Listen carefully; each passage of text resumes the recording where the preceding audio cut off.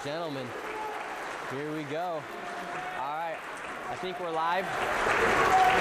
You guys, we are live. Today is a very special day, actually. We're here at this event, and as you guys have known, especially what's going on with me, for instance, with the Stop Nick Shirley Act, weaponization is actually a very big issue here inside the United States. So we're at this event. It's about the weaponization of lawfare here. I'll be giving a speech here in this event as well. But right now, for instance, you have the head pardon attorney of the United States right now. He's speaking right now. Trump actually sent in a letter for this event. They have a letter from Trump up on stage right now. But we're going to be interviewing the attorney, the pardon attorney, in just a moment. And then we're going to be interviewing a bunch of people here. And as well, I will be giving a speech because weaponization, I don't think many of us actually know what's going on. That's why I came here to learn a little bit more about it. But what I've experienced is from the weaponization of lawfare, for instance, with them creating the AB 2624 in California, the Stop Nick Shirley Act. That's total weaponization of lawfare here inside the United States. And then also, what I also like to focus on, from what I've experienced, is the weaponization of the media as well. So we're going to be talking to people. There's tons of people here that we're going to be interviewing, and let's get into it. Here we go. Should be great. Boom. Awesome. Everyone here in the chat, love to see it. And we got the chat out, so we can take any of your guys' questions as well. How are you doing? Good. How are you? Good. Nice to meet you. Pleasure. What's the pin right here? Oh, that's me. That's you. That is me, yeah. And what brought you out here to the event today?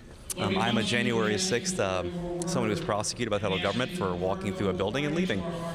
So a lot of these people here are from January 6th that were pardoned by Trump.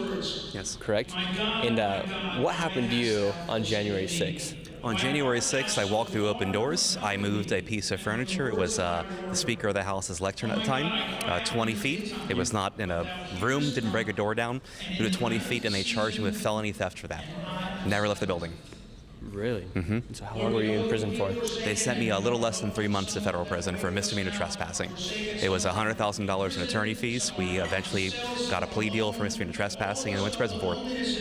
And a lot of people don't know, but like, how did it's kind of mysterious how some people got into the Capitol. Obviously, people broke in, but for instance, a lot of people were just like the door was open and they walked in. Yes. What happened in your case? It was that exact scenario. So I was there earlier on the west side of the building. There were people sitting around singing the Star Spangled Banner, our nation's anthem, and I saw people walking inside, and I followed them inside. The doors were completely wide open. I didn't break a window, didn't break a door down. People just walking inside. And did you ever have to go into solitary confinement? 18 days total. Wow, what's it like in solitary confinement? I don't recommend it. I have a wife and 5 kids. You can't talk to your family. You can't be in communication with your attorneys. They basically took away all of your constitutional rights. Wow. And how come they put you in solitary confinement? Because I embarrassed them. That photo of me carrying the lectern embarrassed the federal government. And they had to make an example of me, and the judge said so much during my sentencing. Really? Yes. And how much did it cost? So it cost you $100,000 legal fees, and then what else did it cost you?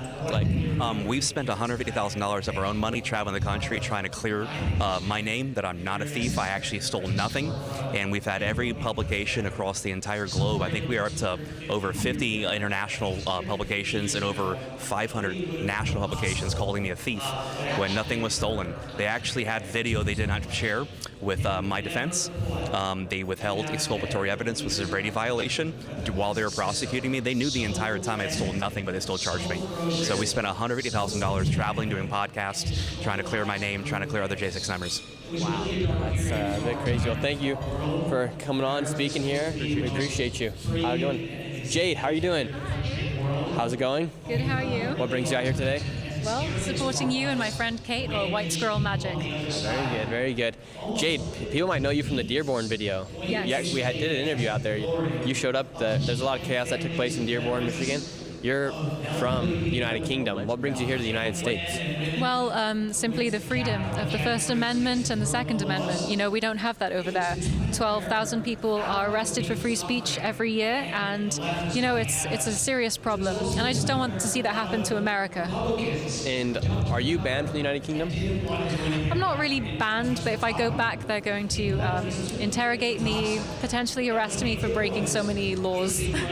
Why would they try to lock up or interrogate a pretty woman like you? Oh, I don't think looks have anything to do with it. I call Shabana Mahmood a traitor, and I call Keir Starmer Queer Starmer, and that's hate speech over there. So yeah, they don't like my stand on immigration and Islam. And a big thing that recently just happened was the Henry Novak case. In your eyes, why do you think the British government covered up the Henry Novak case for so long, for over a year, and now we're starting to see the uproar? And they just had the attempted beheading of a man in Northern Ireland as well. What do you think the future of the UK looks like? Because people might not know, Northern Ireland is also part of the United Kingdom. Yes. I mean, if you look at it from the outside, it is systemic racism, and they treated Henry differently because of the color of his skin. And let's be real, in Northern Ireland, in Belfast, if it was a white man beheading a black man, it would have been all over the news. They would have treated it like George Floyd .2. But they didn't because of the color of his skin. And unless something changes soon, we're going to see a very dangerous Britain. What do you think there's, like Tommy Robinson, he's leading a revolution over there right now. When do you think it becomes like a civil war? Like, for instance, when do you feel like you won't have to worry about being interrogated, potentially imprisoned if you go back to the United Kingdom? I think that we're on the border of a civil war right now. You see that Belfast and other areas are burning to the ground. People are setting migrant homes on fire, and that's a pretty extreme response. But at this point, you know, what does the government expect? They've been ignoring people for so long and telling us to shut up, in less words, you know? So it's bound to happen. History always repeats itself. Like, do you think that you would have to get in a war? Or do you think it's going to be a war that only men will fight? Only men? No. I mean, Celtic women are pretty tough. Like, you're ready to get down there? I'm so ready. Let's go. Let's go, boys. She's ready for it. Awesome. Thank you, Jane. Thank you, Nick. See you around. See you around. Bye-bye. Oh, all right. Now we're going to interview Ed Martin right now. Can you get the lighting to look a little bit brighter? Where's he at? Hello, how are you doing? Yeah, I'm good. Good, doing great. There he is, right here. All right, we got Ed Martin with us, the pardon attorney. What's your official title? I guess it's United States Pardon Attorney, the pardon attorney for the country. I think a question a lot of people have. Maybe let's move. Is this a good lighting right here? All right, epic. So, you're the United States Pardon Attorney. Yep. A lot of people have questions about how pardons work here inside the United States. Dr. Fauci, he got a pardon just a few hours before Trump took president. That's right. For his second term. Right. What's the truth about Fauci's? Well, you mentioned. Hold up. Let's. I think we need to have him stand right here.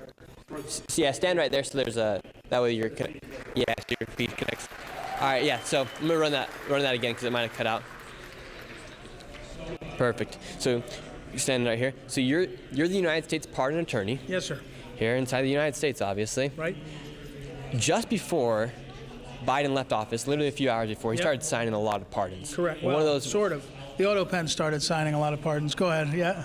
And one of those people was Anthony Fauci. Yes. What's the truth about Well, look, I mean, one thing. Anthony Fauci's pardon? Well, one thing you started out. Let me just explain to folks. The pardon power is in the Constitution, and it basically says, I'm summarizing, the president can pardon anybody he wants for any reason he wants. There's not a procedure set up. There's not a system. It's really the founders knew that there were times where you needed to write something that was wrong or do something you wanted, and that's what they gave them. So is that anything, any president can pardon anybody. With regard to the end of a term, Biden was in a rush down the stretch, or his staff was, and they were pardoning all kinds of people. They did all kinds of commutations at the last minute, all with the auto pen. The only signature on pardons that you see with a wet pen is Hunter Biden, which was signed at Thanksgiving. All the rest are auto pen, which begs another question. But most importantly, you can see, and these are email exchanges where Dr. Fauci's lawyer is saying, will there be pardons for Fauci? And then in the morning of January 20th, and just in time for the change of the presidency, Fauci got his pardon. And you have to accept, under American law, the one thing the Supreme Court has said is you have to accept the pardon. So Fauci immediately had his lawyer say, I accept the pardon, and sent that in. So they were very aware that they needed that, and they wanted it. So Fauci was literally waiting for just a few little well, he was minutes. Asking for it. I know like he wanted literal minutes. He was waiting. Yep. That's right. Biden signed. Well, I don't know if he was waiting. He wanted the pardon bad enough that he knew if he waited until Trump was in and didn't have the pardon, maybe he would have trouble. So he was asking somebody inside Biden to do it. And so it was just within a couple of minutes of the deadline, and he got the pardon, yeah. And how many pardons were signed by the auto pen? I mean, well, there's a couple ways to answer that. There were hundreds and hundreds signed by the auto pen. As I mentioned, only the one by Hunter was a wet signature. But then there was also open-ended pardons and commutations where it was like Biden's auto pen signed something that said, these kinds of people will get out of jail. And it was thousands of people could fit that description, and they got out of jail. So it's thousands and thousands of people that got the auto pen. And to this day, it's not clear if Joe Biden understood what he was doing. And how did they weaponize the law? Because right now we're here at the Weaponization Watch. How did they weaponize the law against individuals when Biden was president? Well, I mean, there's two answers to that. As you know, for just a better part of a year, I was the head of the weaponization working group inside DOJ, and we saw specific examples, J6, Jack Smith, pro-lifers, where they were using the law to target people and to put them in difficult spots and to make them lose their jobs and their lives and their livelihoods. Now, as a pardon attorney, I've heard case after case of what I would call the abuse of citizens by the process or the prosecutors, where they're clearly targeted. I have two in my head that were targeted for giving money to the, right after they gave money to the Trump inauguration, they found themselves investigated. As clear as that is, bang, bang. So over and over again, when there was a policy or political preference that went against Biden, the Biden Justice Department targeted people. Catholics, parents at school board meetings, J6ers. In the case of Jack Smith, I looked at Jack Smith's emails, I looked at the record. What Jack Smith was doing is no surprise. He was targeting Trump and everyone around Trump, trying to build a made-up case to try to prosecute the guy.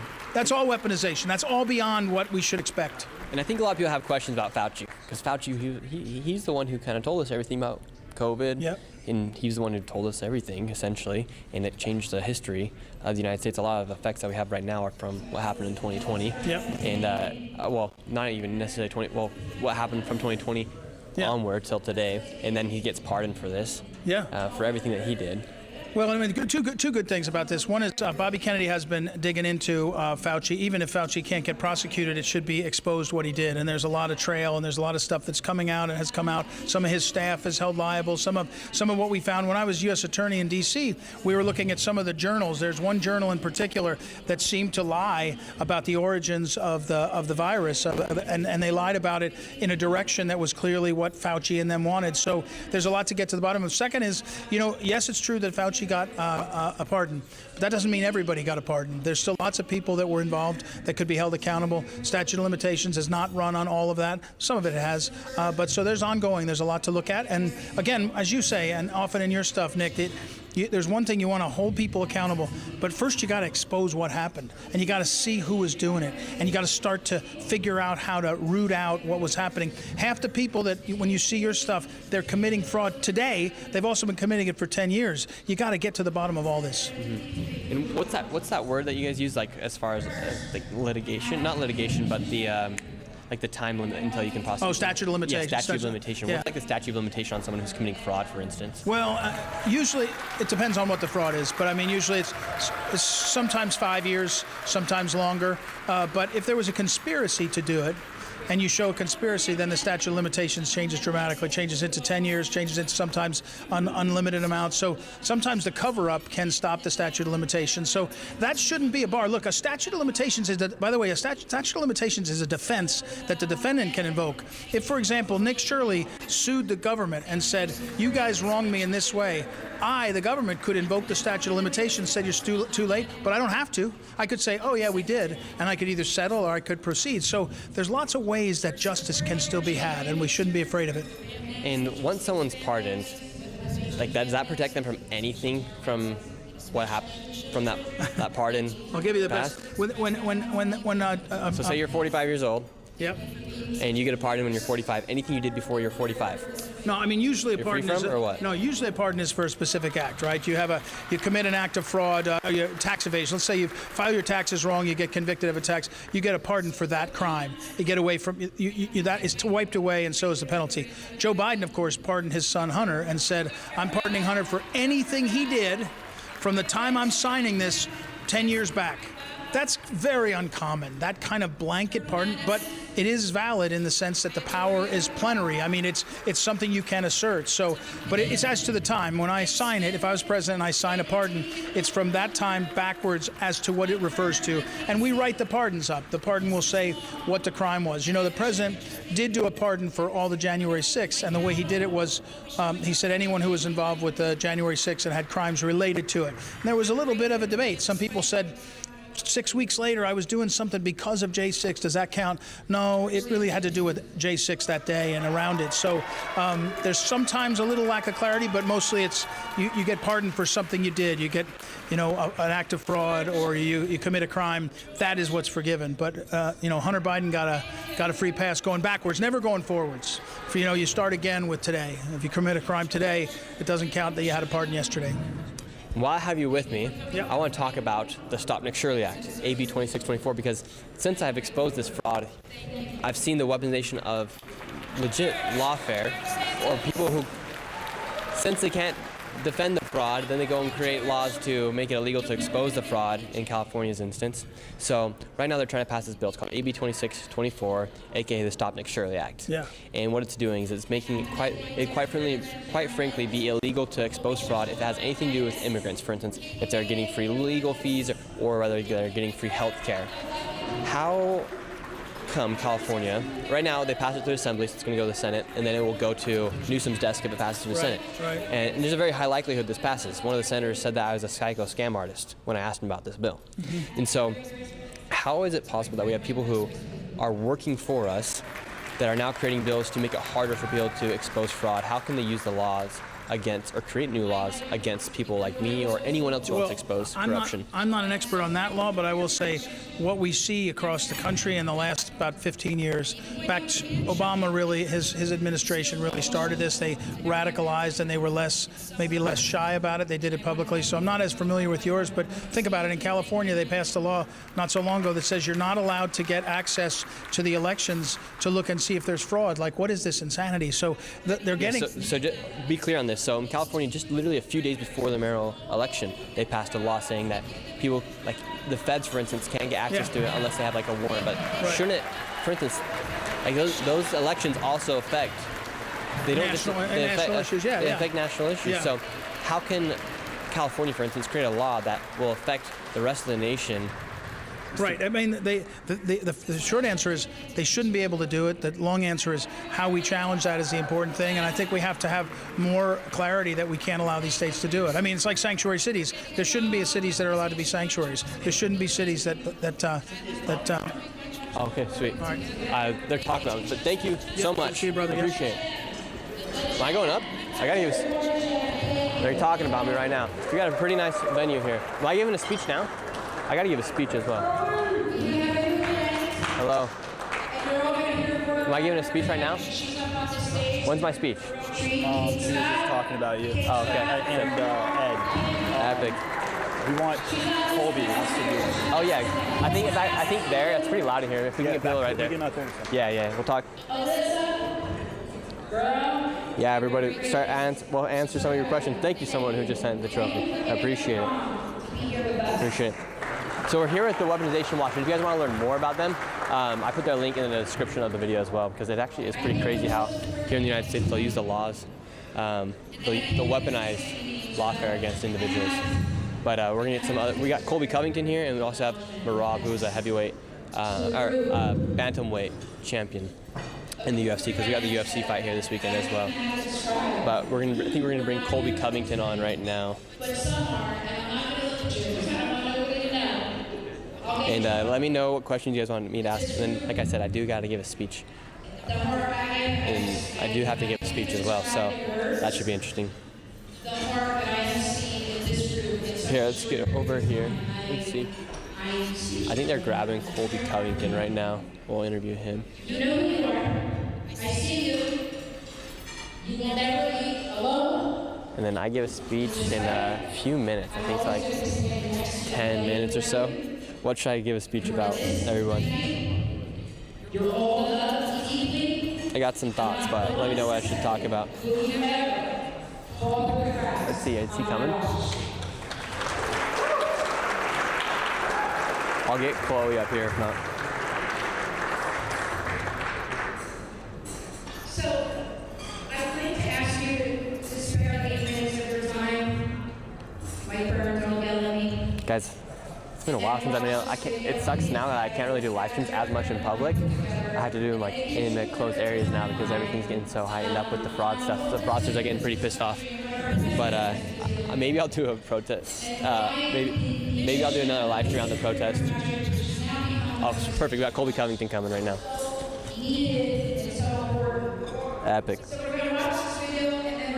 What's good? How you doing? Good. How you Let's doing? come out here a little bit.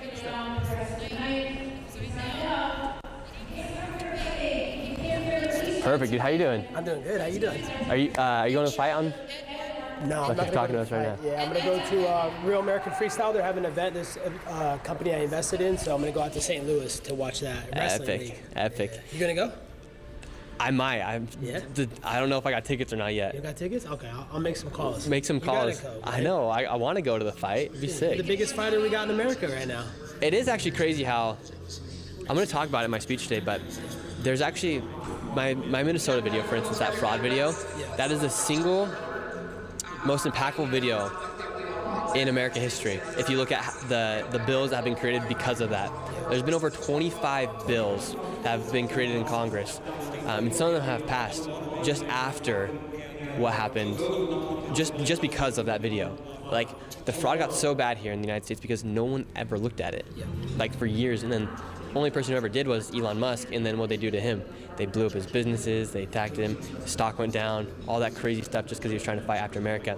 And you as a fighter, like when you're looking at what's happening in America, how would you say like that fighter mentality also implies to politics or just to people in general who are wanting to stand up for the truth these days? Because now it's like common sense has now become like almost a far right issue.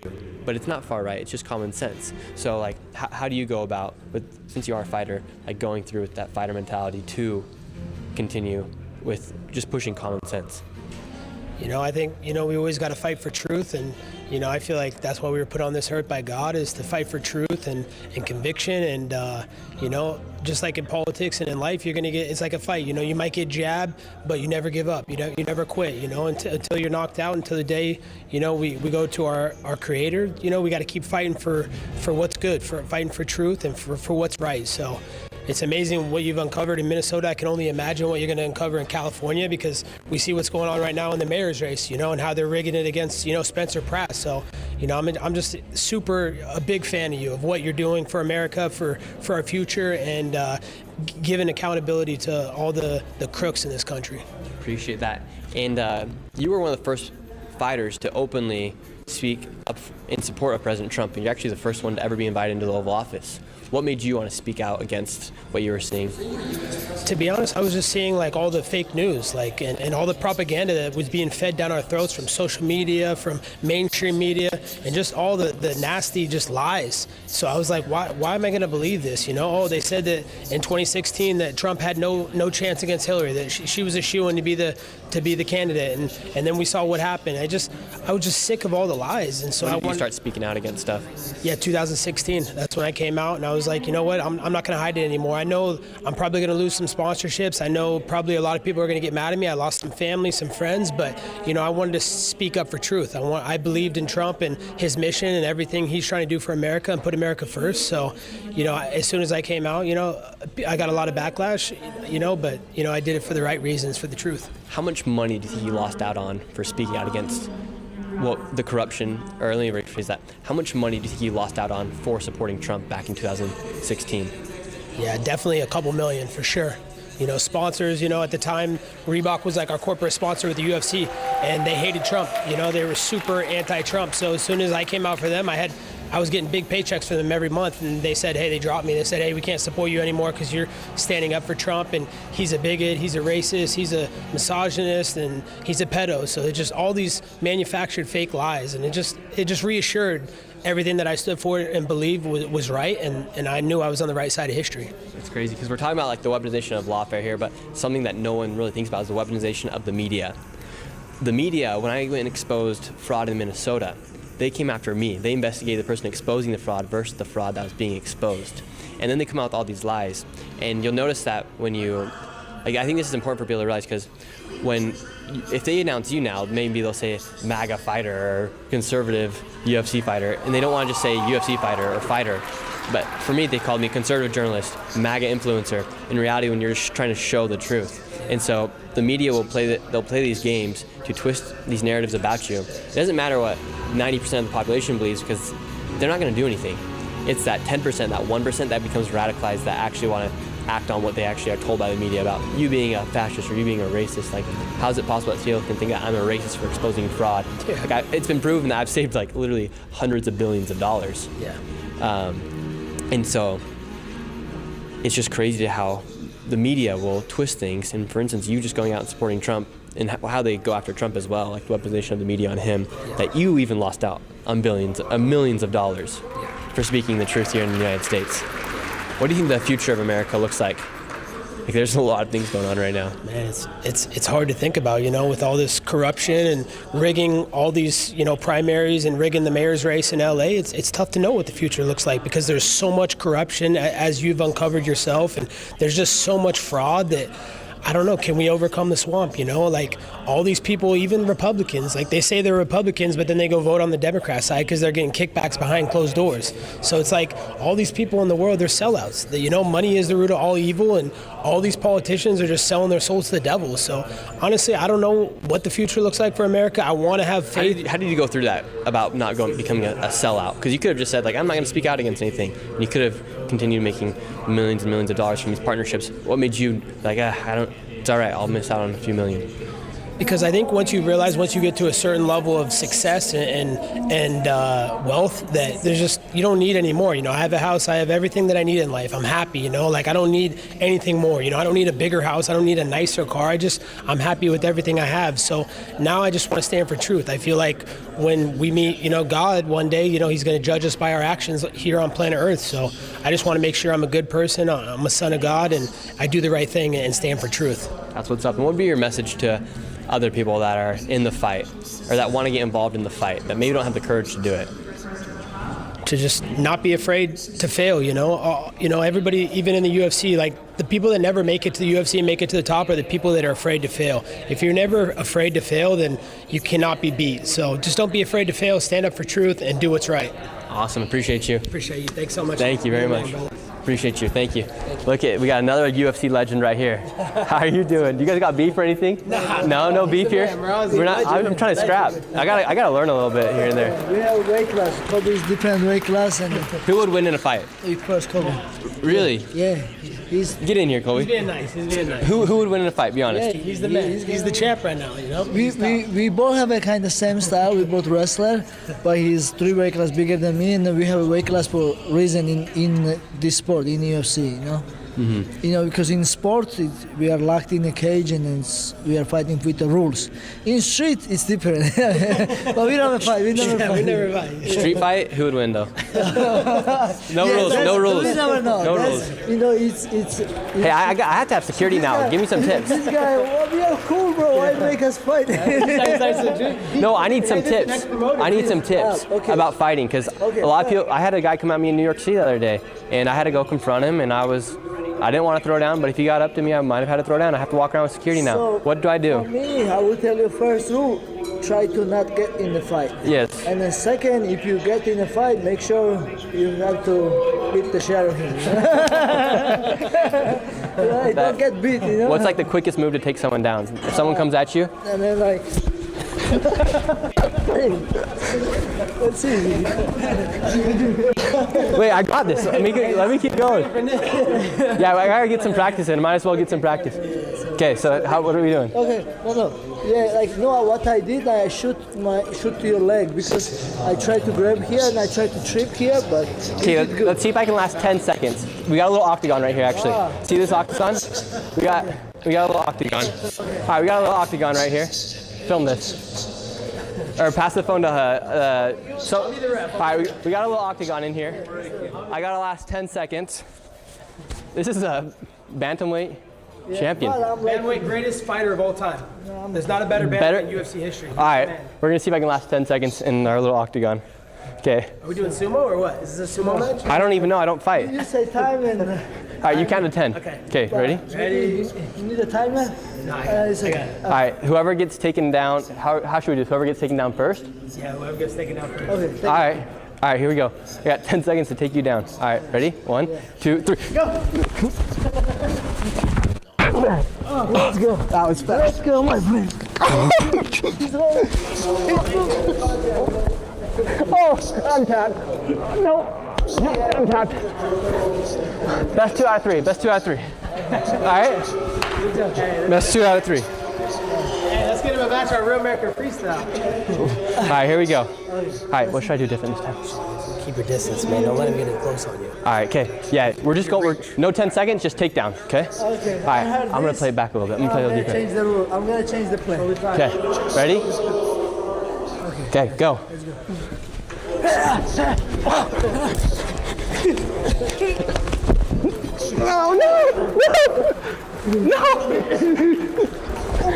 All right, I'm down again. All right, okay, 2 out of 3. Good challenge. Okay. Oh wait, one more time. This is just the third one for fun. All right, ready?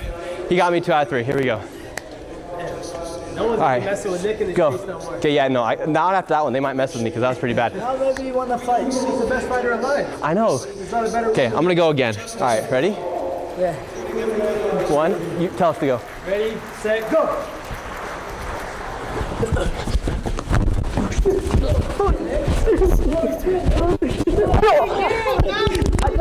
Wow! He's been practicing his wrestling. Oh, he's going for a guillotine. Oh, nice. No. Oh, shit, good. In the suit.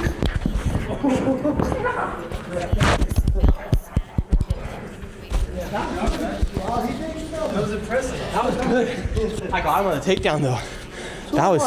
How many men can Dude, now I think we're even. I think we got to go for 5 because now We gotta go one more. now we got to go one more. I'm gonna take you serious. All right. I think I about bit a lip. We got blood going or not? All right, ready? Yeah. All right, 9. Now I know how to do it. All right, hold up. All right. That was good. That was good. All right, here we go. UFC champion right here. Versus Nick Shirley. I got you this time. stick it in this mullet?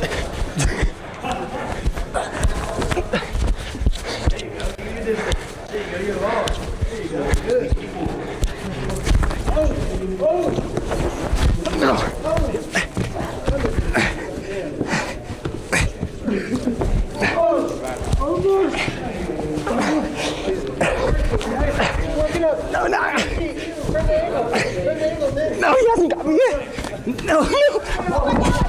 Oh. This is good. This is good.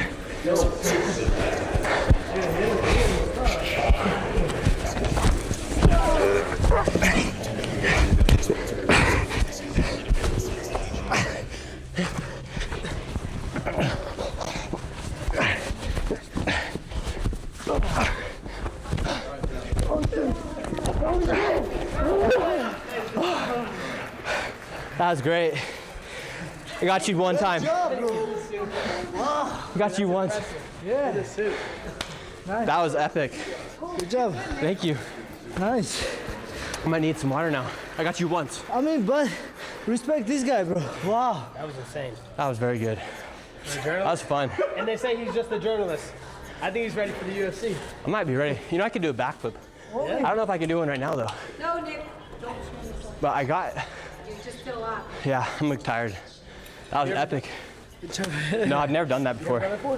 No, Bro, you take me down, it's crazy. That was crazy. it's not one takedown. You look like you've been in a jiu-jitsu class for 10 years. I'm ready. Maybe octagon next time. No more baby octagon. Okay. That was fun. I gotta start learning because I got some people that want to come after me. Okay, so first, don't give your back. Just stay always control. Okay. And then I think you're gonna see a punch coming. Yeah, if we start doing that, it might Best be will hard. be knee to the nuts. Okay. I think for me, since you're long, I would say like right at the kneecap. Keep your distance like this. Right here, you see if you tear someone's ACL. If they're coming at you and they don't know, right here at the knee, you tear their ACL. Is that legal in UFC fight to do that? Yeah, you can do that. Wow. So it keeps their distance too. You don't want to end up in the streets like grappling with someone. You don't know if someone has a knife or they can kick you in the face. Like keep your distance. Ooh, yeah. That's good. That's good. Tear that ACL, you know. Okay. And you're long, dude. You have reach. Use your distance. I'm fast. I used to be a track star. Oh yeah. That's perfect. Or he can use elbow. Yeah. Or headbutt. Listen, I'm getting some tips about how to take down fraudsters.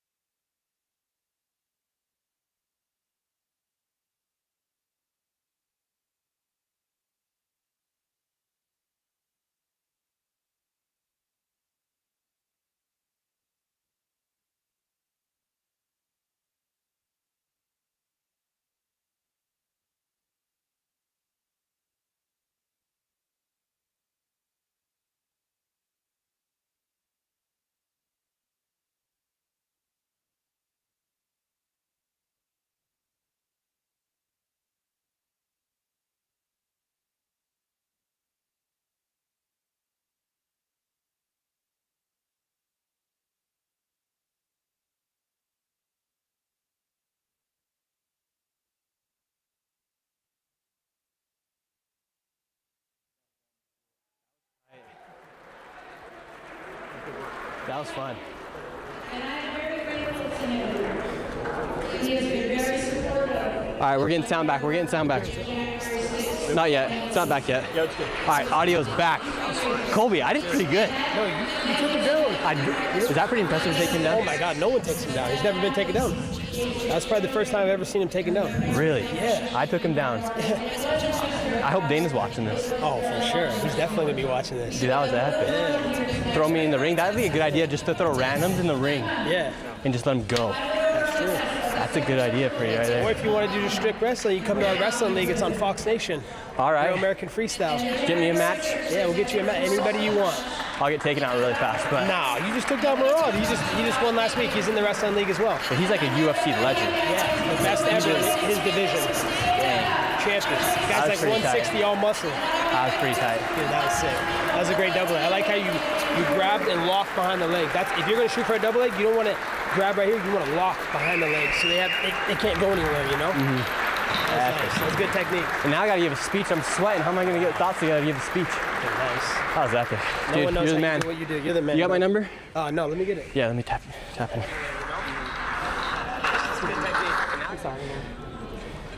Here, let's see if this works. Or I'll just put it in. Don't want to say it on the live. Good call. Oh, shoot.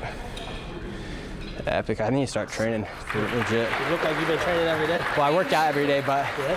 as far as like Martial arts. training, yeah. And it's funny when I film my videos, I always wear like really baggy clothes. Yeah. Because I don't want to ever, it's not that I'm super strong, but I don't want to like somehow give away like intimidation or anything. So I always wear like the most baggy clothes possible. It's kind of funny. Awesome, dude. You're the man. Keep in touch. I think we'll be up later in a little bit. All right, you're the man. Thank you. I need some water. Yeah, but Chad, that was dope. Hey, thank you. I'm seeing a lot of people in here. Mago News, thank you very much. Really appreciate that. You guys, that was pretty dope. Thank you, Northwood. Thank you, Miss Maga Mandy. Thank you, Michelle Wardford. Thank you, K Bean.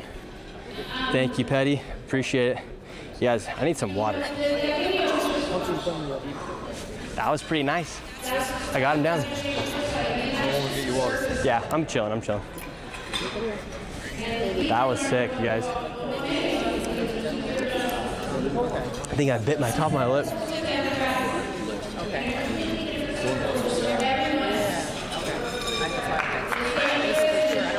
So who's gonna be next?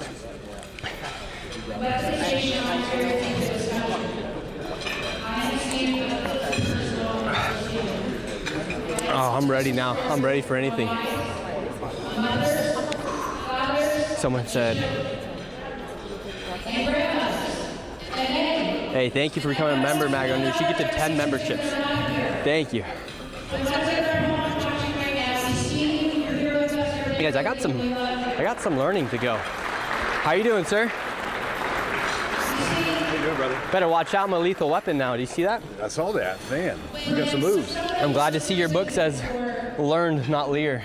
That's right. That's a good one. Have you learned your lesson yet? I've leered it a lot. Yeah.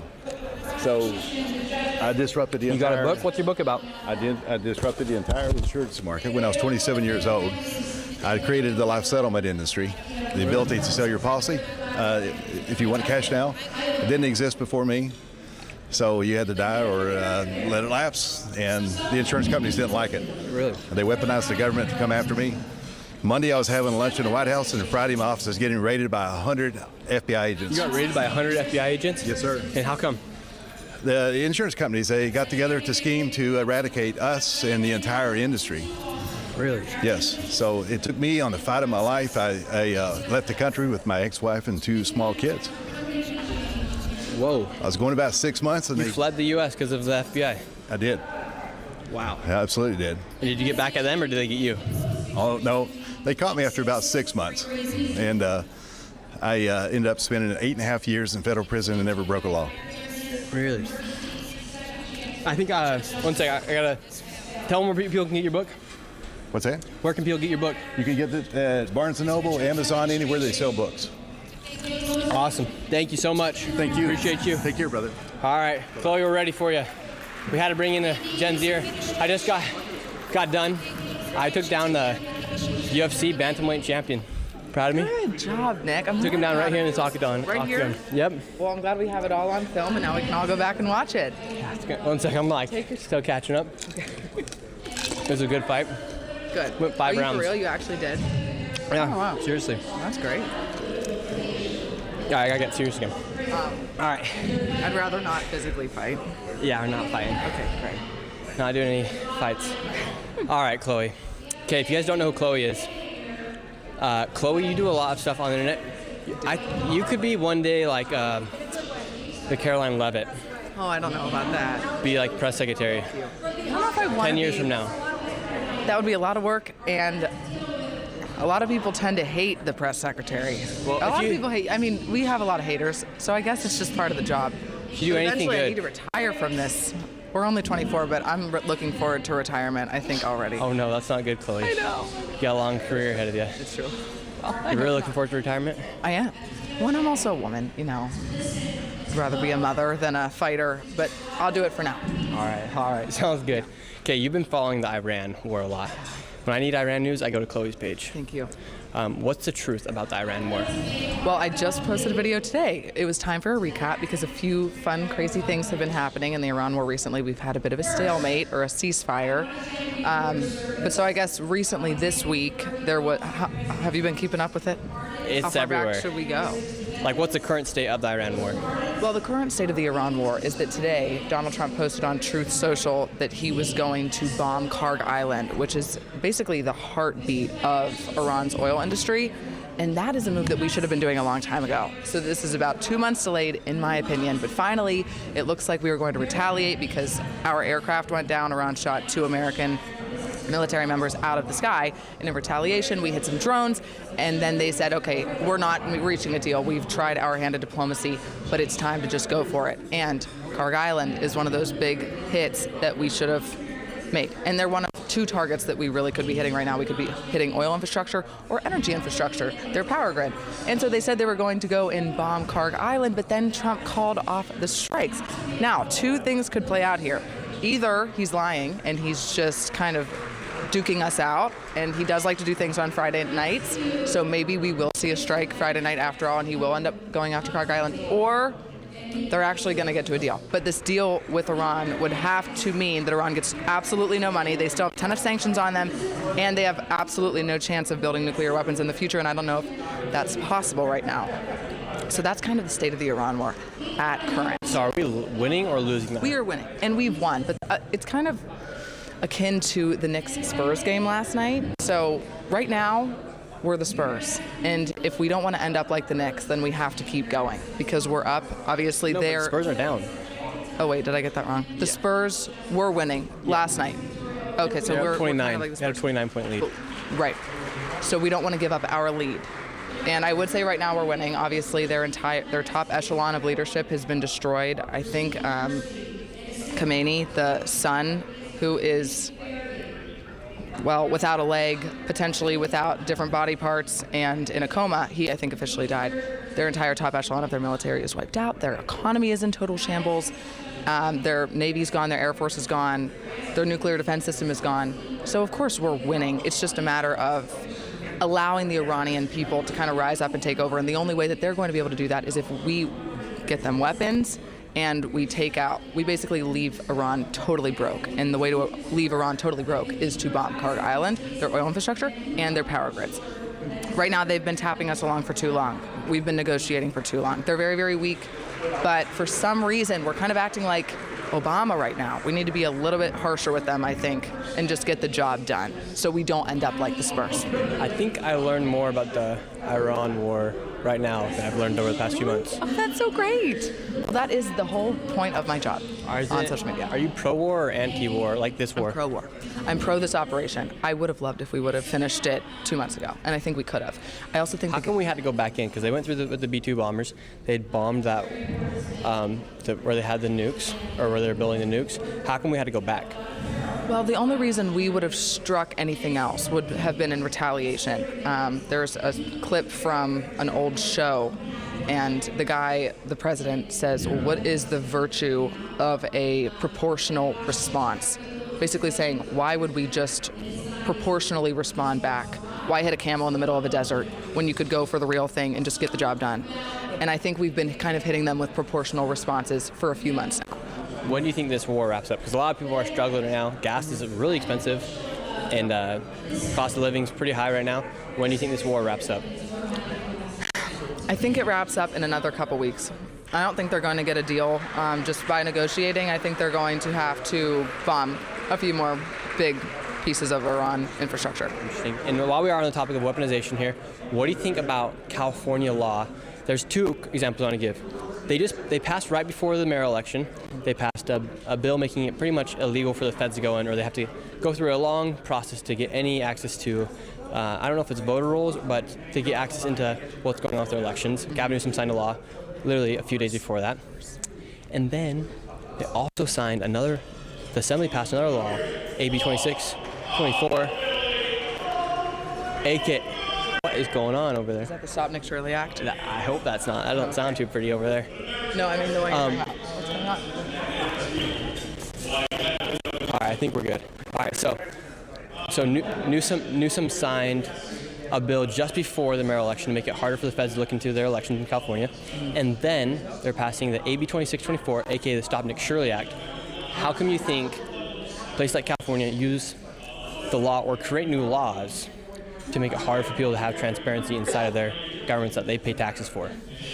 Why is California going after the people instead of, why they're going after the people, and why won't they just have, they're exposing the fraud versus having transparency?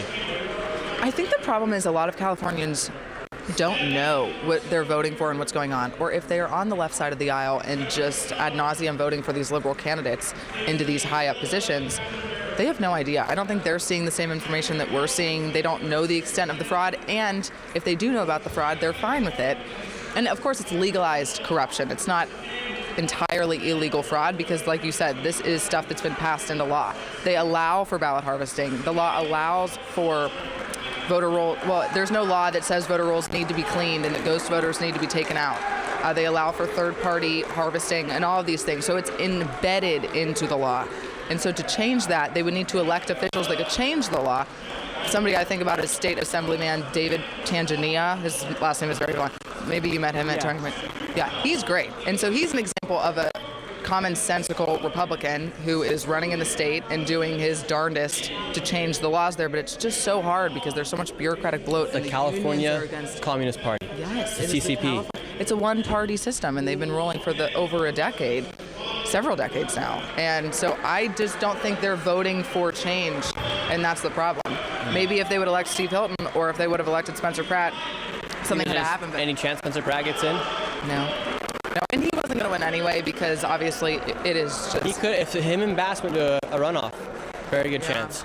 It's such Nicky a ramen. shame. That I don't think LA wants the best for LA, or their idea of best is just a lot different than what we would classify as best. And you know what? Let them rot. I don't really care. California, you can go and expose it, and the rest of America can watch, and we can laugh. But it's and so nice there.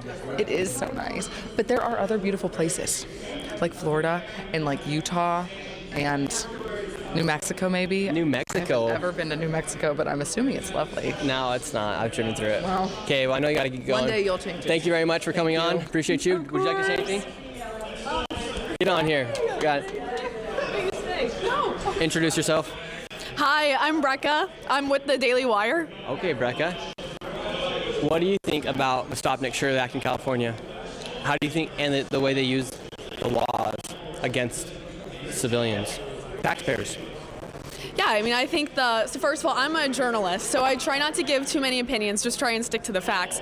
But I think when you look at California and you see especially like what's going on with the homeless crisis that you covered out in LA, is that they've spent records amount of funding in this and it never gets fixed. And you have to ask why you don't want people investigating that. And then you look at Spencer Pratt, who basically ran on homelessness, and somehow he ends up losing, the mayoral election. And it's like, why don't they fix this? Why don't they want this to help? And really the worst part is for the taxpayer is you can't fire the government. So like when you go literally to any business and they do a bad job, you don't have to go again. You don't get that luxury with the government. So when, they screw up homelessness and the crisis gets worse, they have to still keep using them, and it's still up to LA to solve. And so I think you've kind of broken everything on fraud and basically like captured what the people need to realize. But you don't want to give your money if it's not being put to a good use.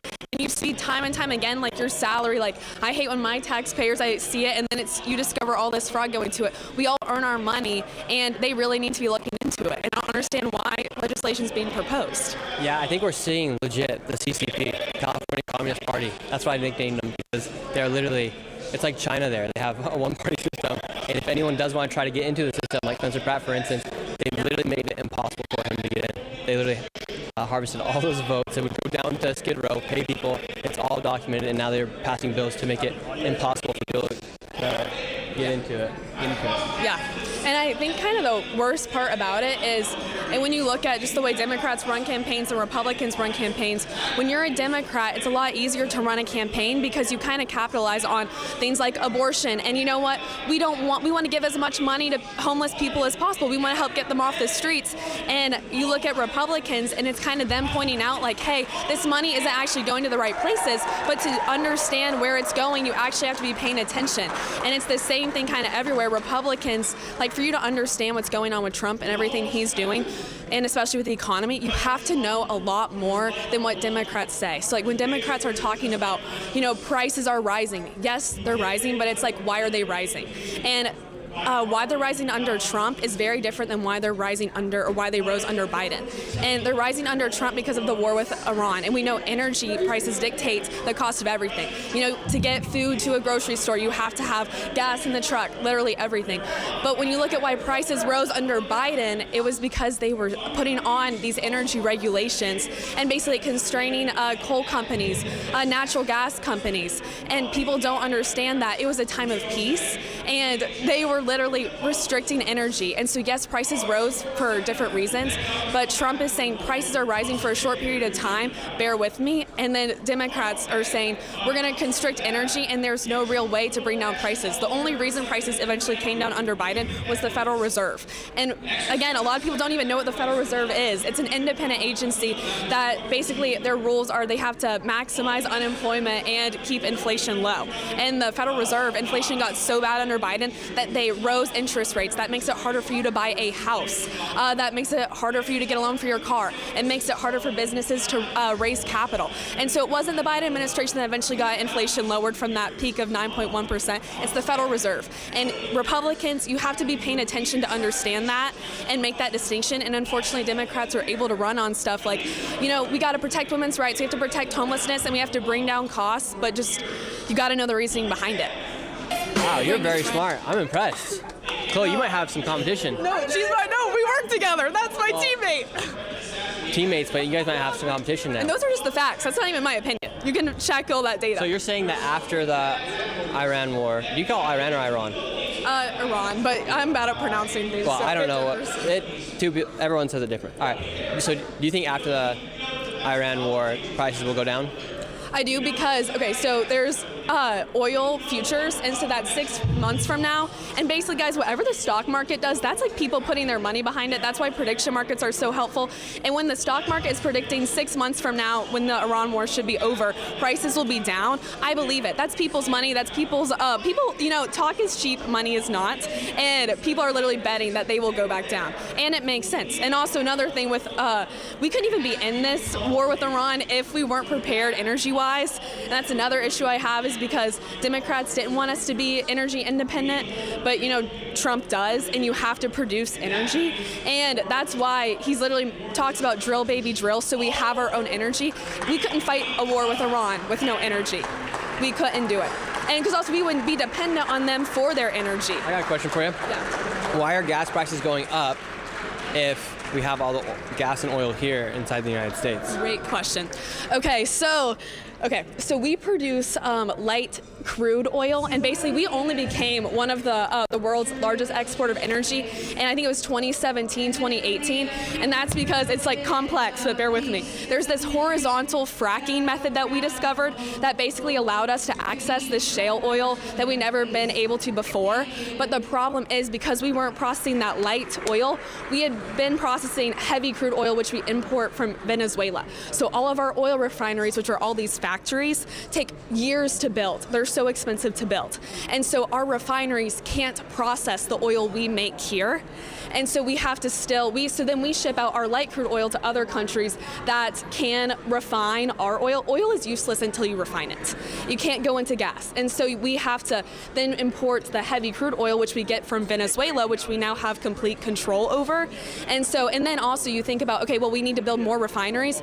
That's what Trump's saying when he's like, bring manufacturing back home, more factories in America. It's all part of this process. And if you see it big picture, it does look promising. It's just Democrats are able to sometimes pull in some of this, it's not working right now because people don't grasp the whole picture. And if you don't know about the light crude oil, the heavy crude oil, it all gets confusing, but you just have to pay attention and kind of see it through. Wow, I just learned a lot. Thank you so much. No, I learned a lot from you. So, yeah. Yeah, my thing is I just go ask people questions, have them show what they're doing, the fraudsters, for instance, and I let everyone else take their analysis and see the facts from the source. No, facts from the source. That's the way to do it. That's the way to do it. I think I'm going to go to Venezuela sometime soon. Maybe I'll go figure out what's going on with the oil there. I'd love to see your work. Okay, awesome. Thank you so much. Best of luck. Where can people find you guys? Brecca Stahl on Instagram and Twitter. That was so good, Brecca. And it's All Politics on Instagram and TikTok. Awesome. And thank you guys very much. Thanks, Nick. Thank you. How we going? All right. Perfect, everyone. I'm still trying to catch my breath after the fighting. How's it going? Tim Barton from Dallas, Texas. This is my card. My son and my daughter are big fans of you. Tell your daughter I say hi. She's single. Great. Victoria Barton. Victoria Barton. Yeah. There she is. What's up, Victoria? How are you doing? What brings you out here today? I'm doing okay. We've been fighting the battle for the last 4 years from the DOJ and the SEC simultaneously. 4 years ago arrested me, and then they put a prejudgment receiver on me and have taken over $400 million of my assets without any jury trial. You had $400 million of assets? Yes. Wow. I was one of the biggest real estate developers in Dallas, Texas. I was a big supporter of Trump for many years. We opened the first office in 2016, the first campaign as well as the second. And we had a problem in the real estate business on simple real estate loans. We uncovered that the Chinese were moving money into America, and we put it out in a whistleblower action through the guideposts to the Department of Homeland and also to the FBI. And in 2019, because they were all Chinese, they said that this was not a priority because of all the Russian collusion. The government didn't have time to investigate it. And then, lo and behold, as soon as Biden got in, all of a sudden I became the one that was dragged out of my bed at 5 o'clock in the morning by the FBI. 8 FBI agents dragged me out in handcuffs and leg irons. And after the FBI got me in the holding tank, the agent asked me, Special Agent Ben Whitley asked me, did you like the showtime we gave you? I said, excuse me, sir? He said, yeah, we gave you the showtime, 5 o'clock in the morning on a Friday, bullhorns, bull lights, everything. And we have been already through 2 years of an investigation with the SEC and fully cooperated with them. So we've been fighting every day since then for the injustice that's going on in lawfare and weaponization. In America, you should not be able to take somebody's assets without a jury trial. The Supreme Court had a Jarsky rule saying that the SEC could not take one's assets without a jury trial, and now they got to work around with a prejudgment receiver. And Judge Brantley Starr, the nephew of Ken Starr, is now my judge in the SEC case, and he assigned a friend of his, Court Thomas, as the receiver. And they're supposed to be impartial.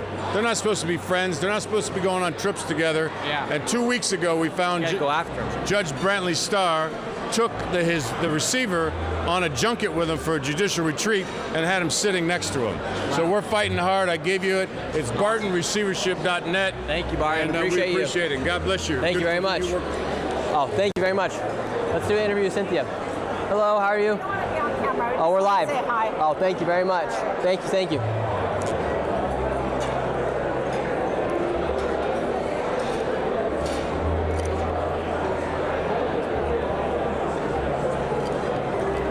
Catching my breath, you guys. After that 5 rounds, you'd be surprised how exhausted that gets you.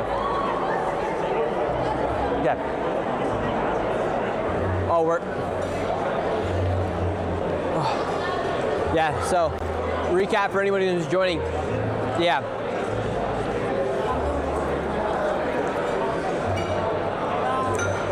Okay, I'm still catching my breath. I think we're back in business though. Yeah, recap for everyone who's just joining. Today we're here in Washington, D.C. We're at an event called the Weaponization Watch. We're learning more about the weaponization of lawfare as we're actually seeing it firsthand. For instance, right now in California, they're trying to pass a bill, AB 2624, aka the Stop McShirley Act, literally using the law to go after citizens who are trying to expose fraud. So we're here learning as much as we possibly can about the weaponization of lawfare here inside the United States. And we have with us right here Cynthia. How are you doing? Hi, Nick. Let's step back over here. You're the one putting on this event for Weaponization Watch. Yes. Perfect. And one moment. How have you seen the weaponization of lawfare here inside the United States? And what made you so passionate about it to do something about it? Well, as you heard me talking tonight, I have a nephew who got caught up in the January 6th event. And, I raised him. He's, my nephew. So when he got arrested and got in trouble, it was immediate action I had to jump into. And while he was languishing in the D.C. jail, we were learning about, families that were suffering out here. And I decided to, organize and put the families together and create community and support and resource. And it grew into this massive thing. We got the support of President Trump, and then the pardons came. And I knew after everything I saw and learned with Patriot Freedom Project and over January 6th, there were children with no health insurance, children that had to move, children that had to change schools, women that were pregnant when their husbands went to jail, women who never worked because their husband was the breadwinner.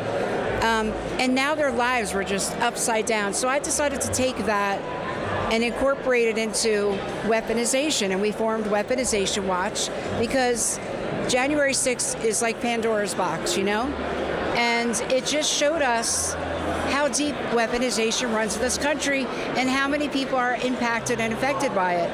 And nobody was out here talking about the collateral damage and the humanitarian crisis, and that is the families. And so here I am. And so what have you seen as you've battled the weaponization of lawfare here inside the United States? What's one thing you've seen that might shock most people who have never gone through this weaponization of lawfare? Well, with Weaponization Watch, what we're doing now is, we're focused on post-conviction relief and, again, supporting families who have a loved one that's, facing prison. And But what's something that would surprise people to know about how the government can go after somebody, even if they're innocent, for instance? Well, let's talk about the charge of conspiracy, for example. Conspiracy is used in such an unlawful way when an investigation results in nothing. conspiracy comes into play. So, for example, there are 4 cops in New Haven, Connecticut, and they were investigated by East Haven, Connecticut, for a conspiracy charge. And the FBI office there decided that they didn't need to bring charges because there was nothing there to bring charges. But that wasn't where it ended. So then the Eastern District of New York, which is not even in Connecticut, came into play. And at the time, Barack Obama was president and Robert Mueller was the Attorney General. And the pressure from the EDNY on Connecticut to prosecute these 4 cops, they prevailed. And these 4 cops were charged with a conspiracy charge. And they went to prison, and they lost their jobs. They were separated from their families, their children, their wives, their mothers, their fathers. And the list is long. And we see that every day. Eastern District of New York is really out of control. You know, that's got to get on your radar, Nick, because I'll tell you, Eastern District of New York, Southern District of New York, they're ruthless. They are ruthless. They prosecute white-collar crimes. They throw people in prison. We have 2 women sitting in prison right now on the most ridiculous charge where there is no victim, who got sentenced to such a long amount of time in jail. Nobody is raising the flag on this, and we need to get to the bottom of why weaponization is used against Americans in such a way that it takes their freedom. Because somebody could literally, we just talked to a man who lost $400 million worth of assets because of the way that I believe the FBI was going after him. So here in the United States, how is it possible that somebody can be completely innocent, yet they can be taken to court and have to pay their legal fees? Could be millions of dollars. Meanwhile, they're completely innocent. How do we allow that to happen, and how do we fight back? You know, listen, everything I'm saying to you right now is in my own capacity, right? It's not associated with the organizations I'm connected with. It's of my own free will. I think that weaponization became a real problem when Donald Trump ran for president. I think the Democratic Party and even some Republicans were so disturbed by it that they just came up with, just novel, bogus, arguments and created, charges, and I don't even know how to put it into words, really. And I think it was the start of something. I mean, look what happened in Michigan with the Whitmer guys. Do you know Adam Fox, Barry Croft are sitting in a supermax prison when there was no violence in their crime? It's another conspiracy type of charge where, the governor in Michigan, she was running for, re-election. She needed some help. They targeted these men who, had hard times throughout their life, hard upbringings in their life. This is what the FBI does. They go after people like that. They target people like that, and people lose their freedom because they come out to an event like this, or they see a Nick Shirley on the street and they want to be heard, and they have a spine, and they want to talk about what inspires them and what they stand for and what they stand against. But you can't do that anymore in this country, Nick, because if you do, you're going to go to prison. You and I know that better than anybody. We stand here as targets right now. We watched what happened to President Trump. We've watched what happened to, some of the people we saw in the video, Jeff Clark, John Eastman. The list is long. And we have to have voices like yours, like mine, to stand here to say, look at these people who are going through it and have been victims of weaponization. We have to have bigger discussions. And I'll tell you, nobody wants to do that more than President Trump. And I don't know what's going to happen when we don't have him anymore. It's very scary to think about. Yeah, I'm a little bit curious to see what happens, too. It's going to be a little crazy. Yeah. I think another thing that's crazy right now is the weaponization of the media. For instance, right now, a bunch of people here in the United States do not see a problem with Carmelo Anthony stabbing Austin Metcalf. I know. They don't see a problem with that. Like the way that media has portrayed it is that they've almost said that this kid's innocent for stabbing a guy, an innocent in the chest, right? Man in the chest. Yeah, I know. Look at Luigi Mangione. I mean, look, our healthcare system is backwards, and there's lots of people in this country without health insurance. My oldest boy doesn't have health insurance because the premiums are so high, he'd rather pay out of pocket. But look at Luigi Mangione. I mean, the way people praise him. He murdered somebody. He shot him in the back. The tone in this country has been set by a dangerous group of people. Whether you want to call them Democrats, whether you want to call them Rhino Republicans, whether you want to call them, not sane people, I don't know. But there's a dangerous precedent that has been set in this country, continues to grow. And without people like Nick Shirley, without people like Cynthia Hughes, we got a real problem on our hands. Amen. Thank you so much, Cynthia. Where can people learn more about what you are doing? So you can visit weaponizationwatch.com. We're looking for donations. We're looking for donors. We help a lot of families. We pay rent, we pay mortgage. We help with lawyers. We file cert petitions with lawyers. This work is very important and it's very needed, and there's a lot of people in this country who benefit from it. So we hope you'll go to weaponizationwatch.com and consider us. Awesome. Thank you so much, Cynthia. Thank you. It means a lot. When am I giving a speech? I'm getting up there soon. You're getting up there soon. Don't you worry. We can't wait. You're going to get this house. You're going to get everybody on their feet. Getting everyone riled up. It's going to be wild in here. Stay tuned. All right, everyone. Yes, thank you so much. I need some more water, everyone. I am still a little exhausted. No, just kidding. I'm good now. Let's get a photo.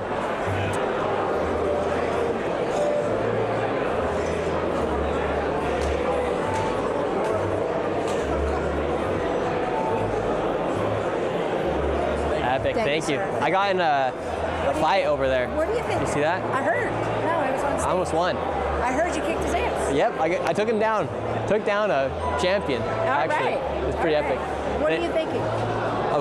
What? Just the whole thought. Oh, this is amazing. Look at this. Show the camera how beautiful this is. Pan the camera, show everyone how nice it is here. Beautiful venue. Absolutely wonderful. Yeah.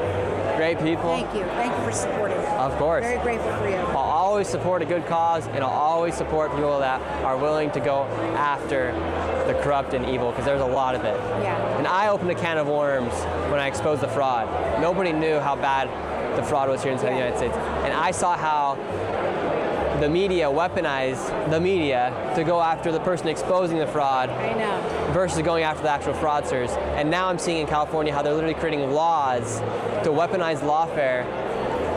And they're not even just weaponizing lawfare, they're creating laws to make it harder for the person who's doing good here inside the United States. So I really do believe that there is good and evil in this world. It's not even right or left, it's good versus evil. And anyone who's willing to make a difference or at least stand up to that evil needs to be supported. So I appreciate you, and I means support a lot. you. And your mom is so incredible. Shout out Brooker T. That's right. Shout out to Mom, Nick Shirley's mom. She is a gem. She is raised a gem. I look forward to meeting her one day, and I hope we do more together. There's a lot to do, and I would love to continue, helping you and you helping me and us helping them. Of course. Thank you so much. Thank you, Nick. I'll be here for the next while. I got to give a speech to everyone. I'm getting a little bit coned down. How's it going? Nice meeting you, Nick. Thank you very much. I heard about you so much on social media. Your coverage on the Minnesota fraud. I commend you for doing that. Oh, thank you very much. Not many people are doing it. Don't have the courage, the capacity to even do such a thing. You even put your life at risk. But you're doing it for the good of the country and the betterment of our nation. Thank you very much. Appreciate that. What's going on? Audio good? How's it going? Can I have a moment with you? Yes, I'm live right now.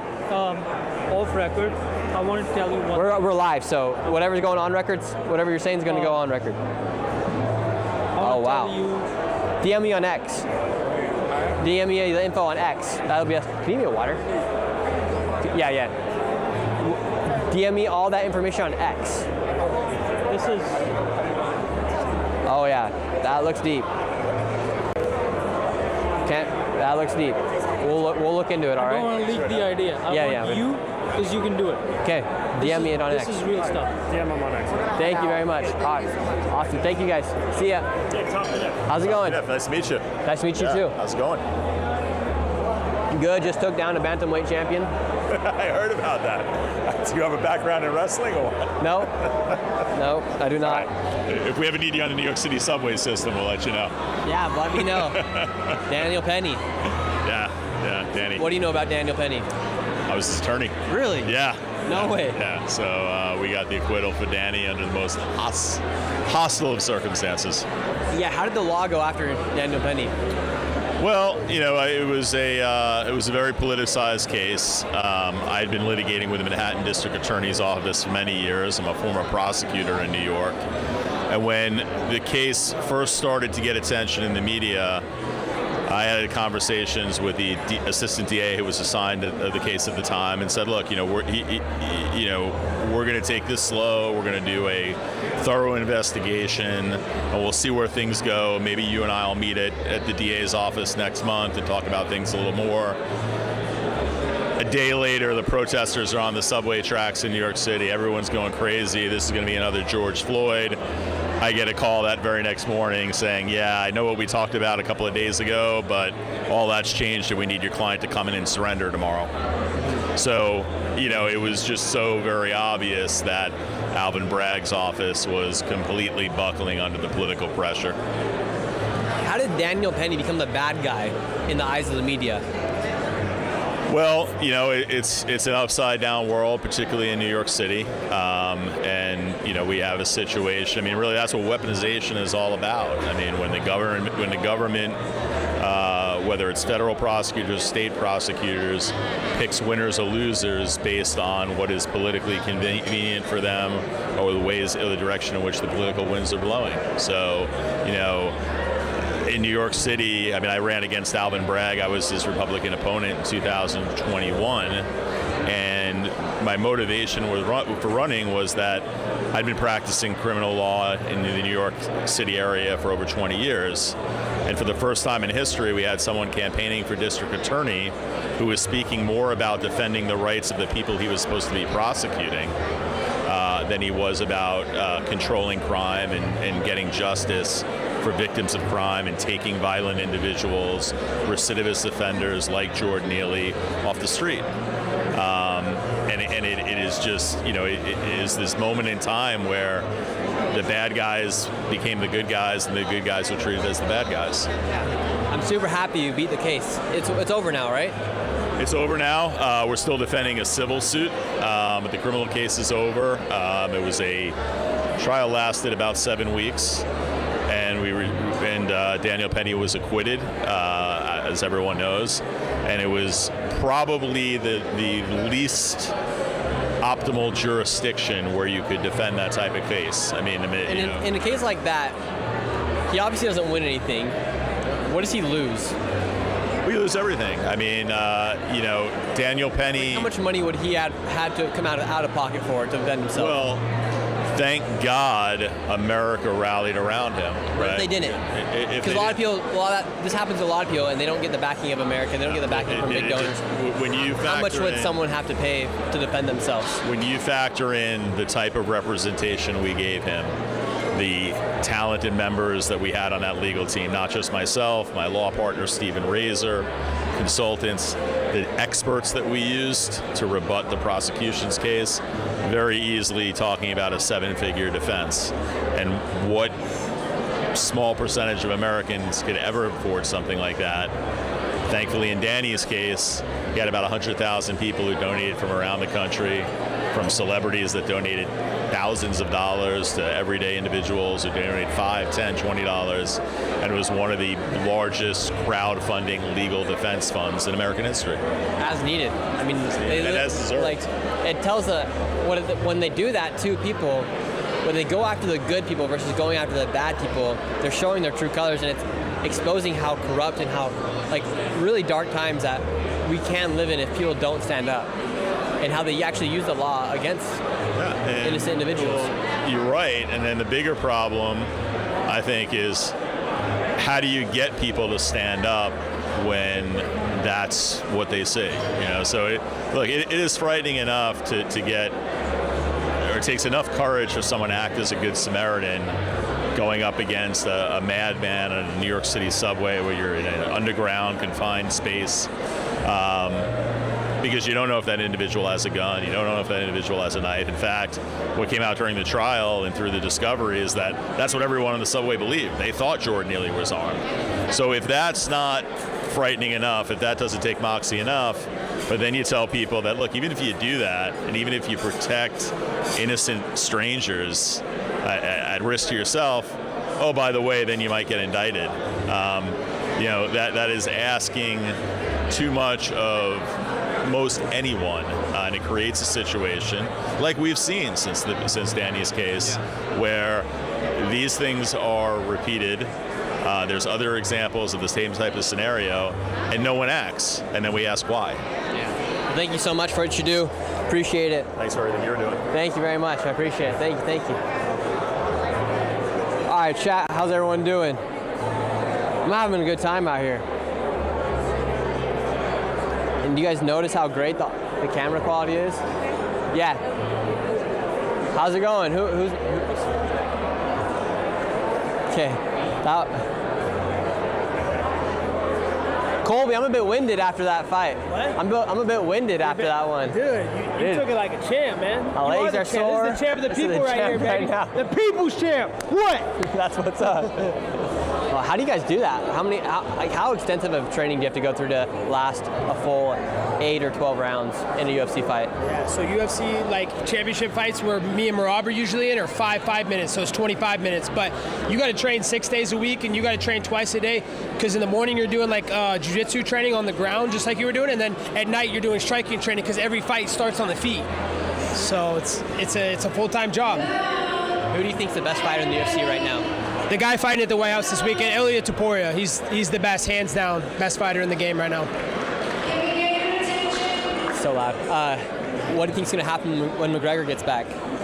Man, I'm interested. I don't know if he's going to come back. He made so much money. I don't know. He's supposed to fight Max? Yeah, he was supposed to fight before and he pulled out. So I don't know if he shows up. I don't know. What Conor? Are we going to get the old Conor that was hungry? Or are we going to get the guy that's, you know? I really want to see him win one more fight. It would be amazing, right? I want to see him win too. I love Conor. Conor's my guy. And if he doesn't show up for the fight, I want him to take down Ireland. It is so bad there right now, so corrupt. Seriously. So corrupt. I mean, he was running for president and they literally made it impossible for him to even get on the ballot. That's crazy. And he's the most influential person in Ireland. You know, he wants real change over there, and you know, all the nasty people that are coming to his country, he just wants to keep them out. A man literally got almost beheaded in northern Belfast in Northern Ireland, and then it's like they still support all these people coming into the countries. What's going on? Gee, Cynthia's the man in the crown. I'm listening. You gonna speak up there yet? Not yet. I gotta get my thoughts prepared for that. I think I'm going up though right now, actually. Yeah, I think at 9 I go up. What do they want you talking about? Just talk about anything. I'm gonna talk about what I've experienced from everything. Am I going up now? Okay, I'm gonna go sit down for a second. All right, hey, you're the man. Stay in touch. Appreciate everything you do. Thank you very much. Hello. Oh, amazing. How are you? How is it that you're so young and so powerful? I'm curious. Great question. How did you do it? Look at my grandson. I just went out and made stuff happen. I want something for you to remember. When you're persecuting, when you're looking into fraud, make sure that you look into the doctors, that most of the doctors are not complicit with the fraud. They are being scammed. They're being exploited. So if you just look at the DOJ's own press releases, one press release says doctors are complicit, the same actors, the same players, everything. When they prosecute the owners of the labs, they say they did things behind the doctors' backs. So the DOJ is changing their narrative based on who they're prosecuting. Okay, amazing. And I know you've been to Cuba. Let's be in touch. All right, thank you very much. I'm not trying to like finagle you. Okay. But you know you are like the shit right now. Oh, thank you. So we could use your help. All right, thank you very much. Right. And I know Appreciate you've you been guys. to Cuba. Yes. Yeah, we're Cuban. I can leave you at Cuba. Eve Yeah, I'm Hernandez, Cuban. Esther Pino, my She was born sister's in here. jail right Nice now. to meet you. Oh, 20 years. Oh my gosh, that's a long time. 3 years in prison. She's got 5 children. Get him at his table. Thank you, Okay, guys. thank you. Wow, people left already. Okay. Justin, you ready? All right, you guys. You got him, Nick. Thank you. God bless you, Nick. Thank you very much.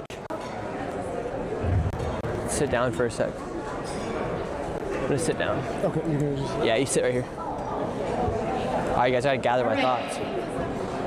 So, I apologize to my friend Mike Howard. All right. Okay, give me 1 sec. Delay in the panel. Governor Rod, bear with me. I love you. So, All right, I gotta prepare for this speech. you know, over the course of this past year, we've all learned exposing fraud. He's an up-and-coming independent journalist, and he needs everybody's support as well. And I would like to call up to the stage this incredible, bright young man, Nick Shirley. All right, let's do this.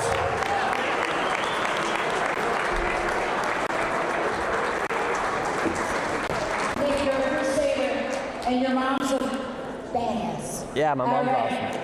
And I'm glad you're here and supporting us. Thank you. Thank you very much.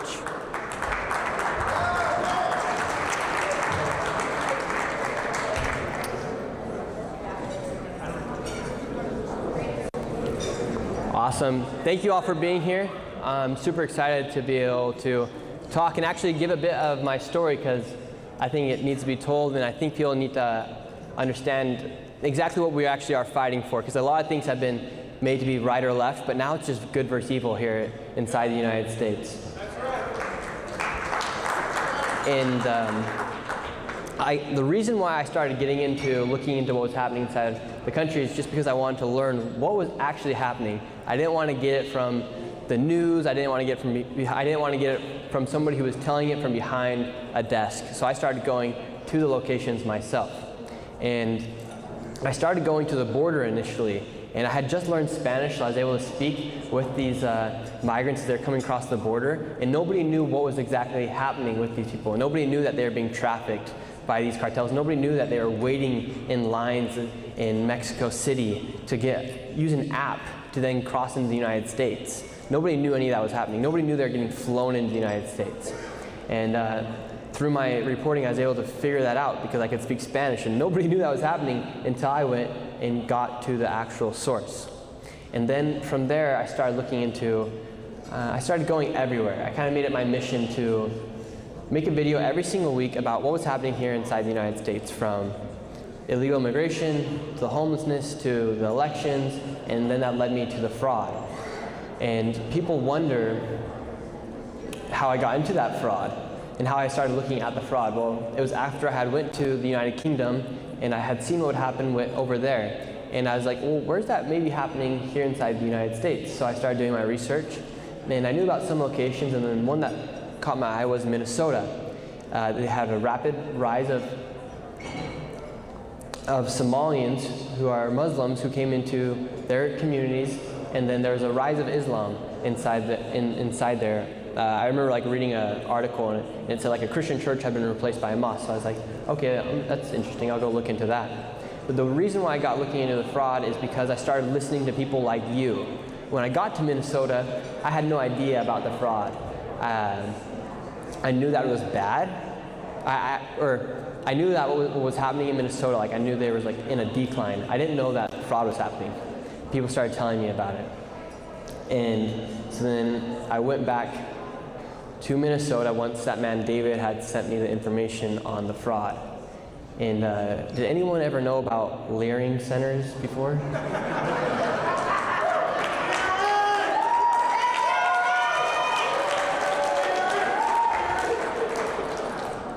And we started to go to these daycares, and we saw that nobody was at these daycares at all. There was no children, but they had just received $1 million, $2 million, $3.67 million, and there was no kids at the daycare.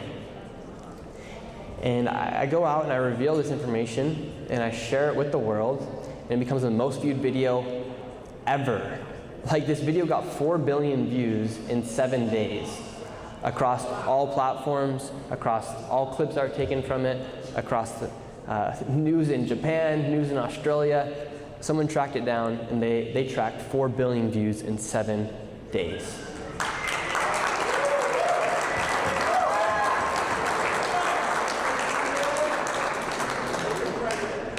So over the course of 7 days, half of the world saw how bad the fraud was. And then these fraudsters were getting away with it for so long that they never even tried to hide it. But what was interesting is we have a weaponization of lawfare here inside the United States, but now we have the weaponization of the media. So after I expose widespread fraud in Minnesota, instead of investigating the fraud, mainstream media then goes and investigates the person exposing the fraud. And you have politicians like Tim Walz calling someone who just exposed his state for fraud, calling them a white supremacist for looking into the fraud. He then said I was a delusional conspiracy theorist. Meanwhile, he dropped out of running for re-election.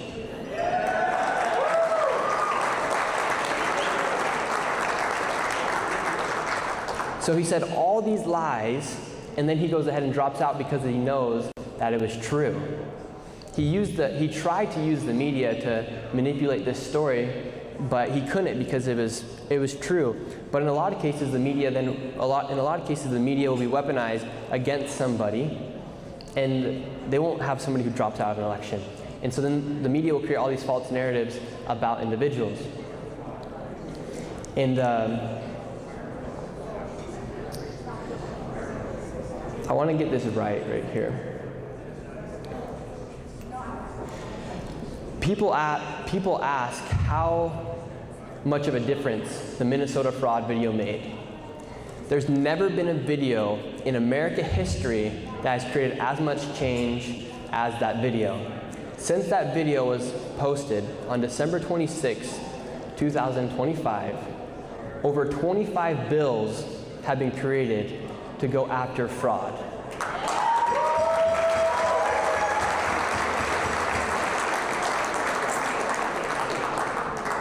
And I want to read a few of them. So just the House Oversight Committee, they've created 9 bills: Prepayment, Fraud Prevention, and Treasury Data Access, Stopping Fraudulent Payments Act, Fraud Prevention and Accountability Act, the Zombie Act, Zeroing Out Monetary Benefits Improperly Expended, Federal Fraud Prevention Workforce Training Act, Taxpayer Resources Used in Emergencies Accountability Act, Taxpayer Funds Oversight and Accountability Act, Child Care Payment Integrity and Fraud Accountability Act, Child Care Integrity Monitoring Act, Safeguarding Taxpayer Dollars in Child Care Act, Stop Child Care Fraud Act, Closing the Provider Fraud Gap Act, No Funds for Repeat Child Care Violations, Stop Child Care Scams Act. None of that would have been created if I had not made that video. None of it. And people wonder how the fraud got so bad. It's because nobody ever looked into it. Over 25 bills were created to go after fraudsters. If I had never posted that video, nobody would actually ever know how bad the fraud is here inside the United States. That video alone has saved hundreds of billions of dollars.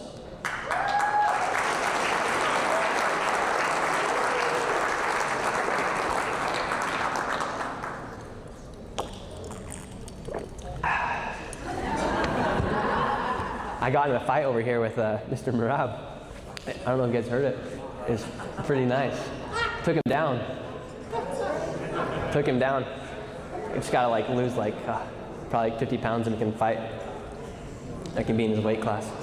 But I don't got much of a future in UFC fighting, by the way. So you had the weaponization of the media come after me for all the fraud. Meanwhile, it's been so obvious that the fraudsters it's been so obvious that they've created 25 bills for it. And then when we're talking about the weaponization of lawfare here inside the United States, because they don't want the fraud to get stopped, they're now creating laws to make it illegal for people to expose the fraud. In California, you have this bill called AB 2624, aka the Stopnik-Shirley Act.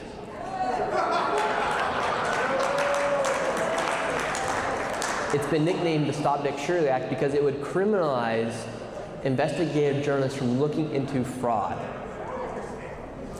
So because the fraud is so bad and because nobody ever looked into it, now they have to create new laws to make sure that the fraud doesn't get exposed, because it turns out they actually need the fraud. The CCP, the California Communist Party, would not exist without the fraud. I mean, look what just happened inside of California with the mayoral election. How did a candidate get 24,000 votes and not a single one go to their opponent? Like that is literally fraud. They're paying homeless people to get votes. But it's our responsibility as people who have common sense to go out and expose that fraud, to go out and expose the corruption, because if nobody does, it will just continue to get worse and worse. It's important to remember also that we don't work for politicians, they work for us.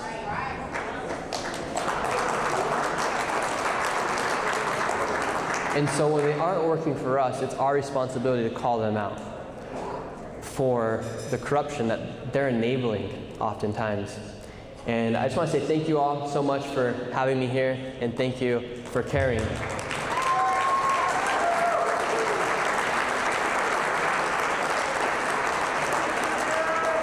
Because if it weren't for people like you, the fraud would get exposed, but it would just keep going. But because people like you care so much, we are able to actually make differences here inside this country. So God bless the United States, and God bless you all. Thank you very much.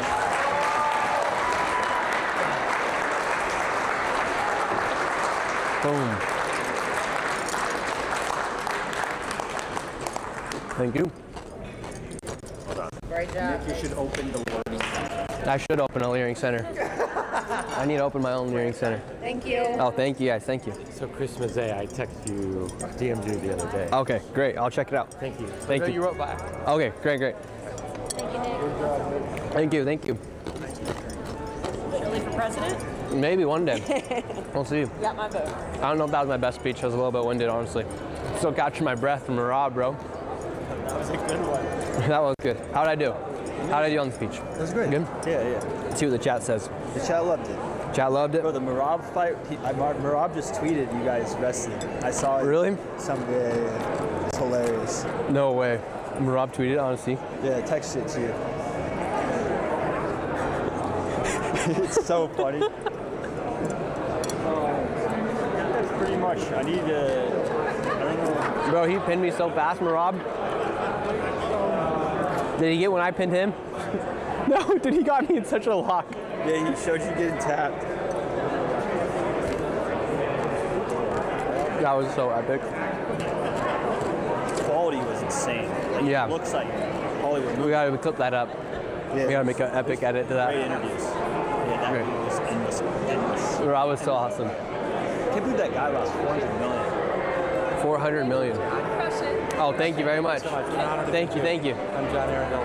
Thank you. I was a journalist for 30 years for the New York Times. And how am I doing? You're doing great. Better than them? You're doing great. Better than them. What happened to journalism? Why did it just die? Well, we owned newspapers for 21 years, and the giant sucking sound that hit us in 2008 was Google. It sucked out all of our advertising and such. We lost all of our newspapers to a guy named Jeff Bezos, who bought them, and then he shut them down. Really? And then one second. You got one of these yet? Not yet. Now you do. Hey, thank you very much. So now I run a communications company. I represent Joby Weeks and Patrick Orlando. You know the Joby Weeks story? So that no, I do not. I do not. He was a Bitcoin miner, and they took away $700 million of his Bitcoin. He's Really? got an ankle bracelet. He's the longest American in pre-trial ever without a trial. And now his Bitcoin's worth $22 billion, and he's still got an ankle bracelet on. I'd love for you to interview him sometime. Okay, well, He DM goes me to on court X. in 2 weeks. DM me on X. And then Patrick Orlando, who founded True Social with President Trump, I represent him as well. Really? And he also has got a problem in that he's got a SEC violation against him. No way. Because Trump hates him because he made $800 million off True Social. But wow. Yeah. So anyway, Crazy. how do I reach you? Do you have an email? DM me on X. Hit you on X. Yep, that's the best way. Can we do a photo? Yep, let's get a photo. Lauren, come over. This is my friend Lauren. Lauren wants to meet you as well. Yeah. Yep, let's get a photo. Yeah. Can you take it? Thank you so much. All right, Thank you. Are you asking UFC fight? Sorry. Perfect. Sorry, Thank you guys. Appreciate it. Thank you so much. Trying to read the chat, see what everyone has to say. Thank you very much. I appreciate it.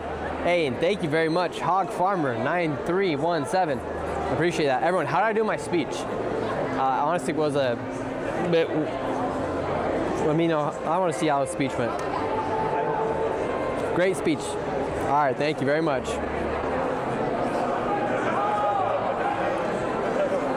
Everyone's saying I did good. Thank you very much. You guys, I think I'm going to start training UFC a little bit more. That was pretty fun. That was a good time. Hey, everyone's saying it went good. Thank you very much. Hey, we got the young. Hey, what's going on? How are you doing? What's this other flag right here? I work for the admin, so I don't know okay. if I'm Very totally cool. on there, but I love the work that you do. Thank you very much. And a lot of our friends do. Hey, thank you. Really, I appreciate it. It's a pleasure to see you. And How old are you? I'm young, pretty young. So. Okay, there you go. Am I live? Am I live? Yeah, we're live right now. Yeah. Well, I'm 21. Very cool. Very cool. What are you doing? Or what's your overarching goal in life? Big question. Honestly, my biggest thing is to dedicate myself to God. And the reason I moved up to DC is because I really believe in Christ, and I converted to Catholicism about 2 years ago. And so my mission is to serve God, and like to do that very faithfully and without any reservation. And so I know DC is a city where there's a lot of distractions and side quests, but I love my job, I love my friends, and I love God, and that's why I'm here. So. That's what's up. Hey, God bless you, man. I love that. Thank you so much for the work that you do. Appreciate it. You mind if I get a quick photo? Yeah, of course. See one. Well, or we could just smile right here, and they'll I guess we're screenshot. live. So. This camera's really good. Look at that. Wow. Yeah, just smile real quick. Yeah, I love you all. You guys are awesome. Thank you very much. Hey, we got the best chat in the world. Yeah, I know. I love chat. I wish I could go out and do more protests and live streams in public now. It's kind of hard now. We can say hey, what's up, chat, and it feels like normal. I know. Chat's amazing. Everyone's everyone says you're based. China. You're the CCP. Wow, the CCP has arrived on site. It's crazy. That's hilarious. Yeah. All right, you're the man. Thanks for having me on for my 5 seconds. Of course. Thank you very much. Thank you. Thank you very much. I'm reading some of you guys' comments here.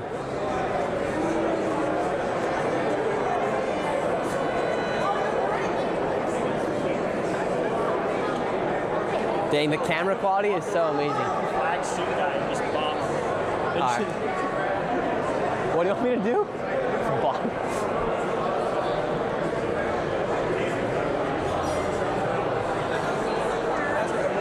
How's it going, Mr. America? Hey, buddy, how are you? You did good. Great up there. I did good. Love Thank it. you. Yes, sir. Yes, sir. Very much. Yes. You got a big on now. You got a. Who's this out here? You look like you're from Minnesota. That's exactly where I'm from. My name is Libby Tard, T-A-U-R-D. It's actually the French spelling, and I am from Minnesota. So yeah, today my pronouns are they, them. So please, tomorrow How does that work? How does someone call himself a? So if I were to call myself a they, does that mean that's plural, right? Correct. So how does someone refer to themselves as they? Just they, pretty much. Because them is like they, them is more than one person. Like they over there. Great. So I am more than one person. Them over there. Them, they, them here, they, them there. You know. Interesting. What made you want to become a they? Interesting. You know, it's something I knew ever since I was 18 months old. My parents actually gave me puberty blockers at 18 months old because they're very brave and heroic even. And yeah, so I'm actually a trans woman, and that's the reason I'm so beautiful is because my parents were so brave to give me puberty blockers at 18 months old. Wow. Great. Wow. Interesting. Very interesting. Well, thank you so much. Thank you, Nick Shirley. Appreciate it. Thank you. I hate everything you do. You hate everything I do? Thank you. Appreciate it. I think, not sure if we're going to run anything with Marav more. How's it going? Say I'm proud of you. Oh, thank you very much. Doing what we do. Thank you. I appreciate that. I'm very proud of you. Thank you. Means a lot. I think your wife wants a photo. What's up? Okay. Thank you very much, Nick. Do you mind? Okay. Yeah, of course. Thank you. Thank you, Nick. Thank you. We got to go confront Marav because he didn't post the video of me taking him down. What's going on? I just want to say, young man, Ray Chambers, J6er, man. Oh, that's what's up. Went to prison on misdemeanors, my boy. Yeah, tell the people what happened to you on January 6th. Man, I went in the building from 301 to 304. Exactly. It's a disgrace what happened to me, man. The lady, Friedrich, sent me to prison on misdemeanors. Unheard of. Unheard of, Nick. My point is to you, young man, is keep doing what you're doing, man. Nation needs it. Everybody needs it. Everybody that's fighting against weaponization needs it. I thank God for you, Nick Shirley, because none of that stuff in Minnesota would have being brought to light. God bless you, young man. Keep doing what you're doing, okay? Thank you very Appreciate much. that. All Appreciate right? God bless the J6ers. God bless the J6ers. I love your passion. Thank you, brother. You got a good voice. You gotta Keep going, man. You should be like start a You already podcast know. or something. Thank you, man. Appreciate you. And I can tell you're just smart. Like you can say a fact for a fact. You know, most J6ers are, man. You could. A lot of us didn't. Or you'd be a really- good football coach. I'm a basketball coach. I'm Coach Ray. How did I know that you were a coach? I knew you were a coach somehow. I'm Coach Ray, but it's okay, Nick. That's what's up. The point is, it's not about me today. It's about what we're doing here for Amen. weaponization. And you are a catalyst for that, young man. Thank you so much. God bless you. God bless Thank you. Appreciate you. Let's go over to. How are you guys doing? How are you? Good. Nice to meet you. I'm John Crony's wife from SafeFood. John Crone from He's the SafeFood. CEO of SafeFood. He's doing 9 years. He just surrendered like 2 weeks ago. Your husband's in prison Yep, for 9 years. for 9 years. What happened? He is innocent. It is definitely a crime he didn't commit. It was done under the far, far west of the previous administration, of which would have never been brought under indictment under the current administration. So what do you plan on doing for the next 7 years? Vacationing with our children together. I was in every congressman's office yesterday. I have received multiple signatures from congressmen. We are submitting letters of commutation. We're hoping for a pardon. This is definitely not a 7-year plan of me waiting on the outside. This is a 7-year plan of our family being reunited within a couple of short weeks or months. I'm definitely not sitting on the sidelines. He's innocent. We're going to keep fighting. As you should. So you've experienced weaponization of lawfare firsthand. What was that? So you've experienced the weaponization of lawfare firsthand. Yeah, I'm like in it. It's crazy for someone to be innocent being taken advantage of under a current administration that would have never stood for it. If the DOJ knew what was happening with this case right now, they would be absolutely furious. The fact that it's a crypto case, Trump invests a lot within the crypto market. This, with the CLEAR Act, affects every single investor moving forward. So if someone loses, let's just say they invest in gold and they assume a loss, they can go after. They can sue for a loss. That's not how investment works. Sometimes you get a bad hand. That's how it is. And that's exactly what happened to SafeFood. Crazy. Well, wish you the best, and hopefully your husband gets out. Thank you very much. Everybody, please have a pic. Yep, let's get a photo. Who are you, Brooke? My attorney. You're her attorney. And friend. Wow. I'm just here as your attorney. You do it the other way. Yeah. Like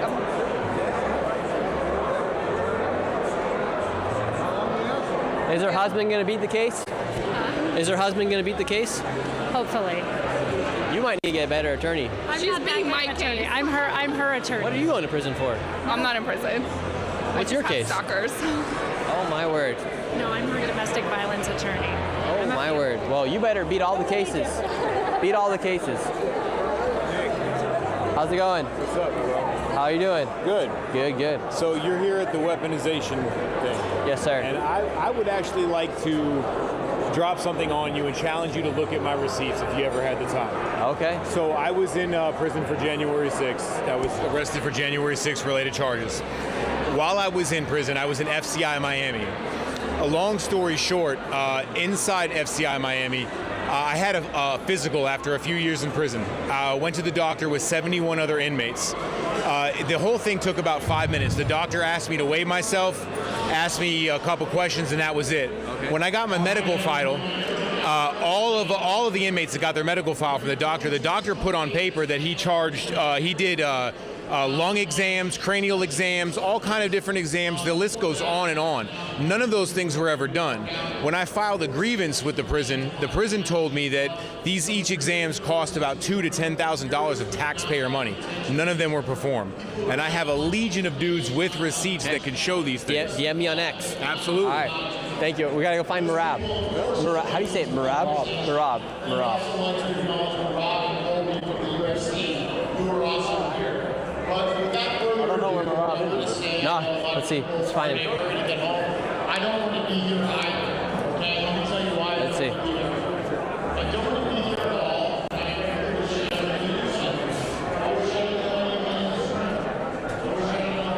Oh, he's over there doing an interview. Yeah. You guys, we're here in Washington, D.C. at the Weaponization Watch event. We're learning more about weaponization. I'm sharing my stories. Just fought a UFC fighter, and we're just learning more.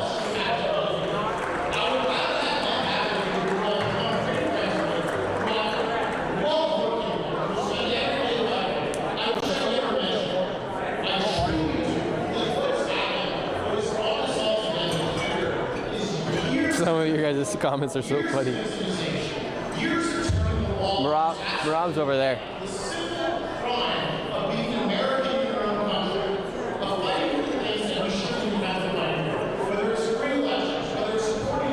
Let's stay over here for a quick sec.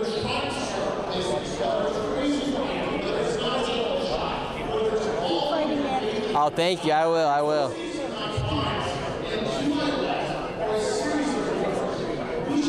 Rob the Machine.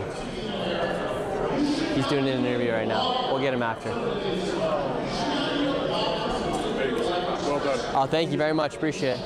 Appreciate you, man, your work. Oh, thank you very much. Appreciate it. You're doing really good stuff. Trying our best. Yeah. Got some more stuff coming soon. Yeah. You're always got new stuff coming. Always. How's it going? You want to do an outro?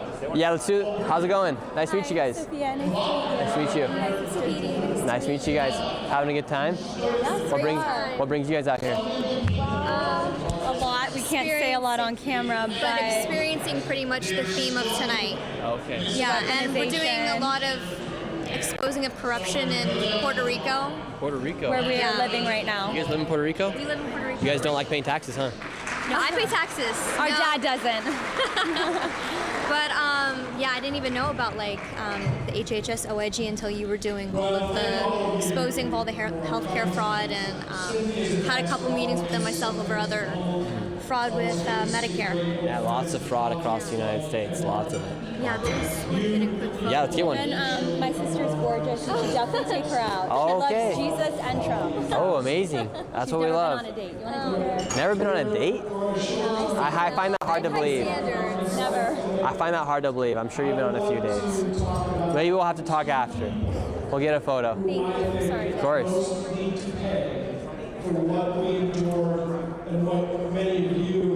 Awesome. Thank you so much. Yeah, thank you guys very much. Awesome. Let's see if Marab's free yet. Is Marab still? He's still getting interviewed. Yeah, I want to do one last interview with Marab. But he's doing this interview right over here. He's on the. Yeah. Thank you so much.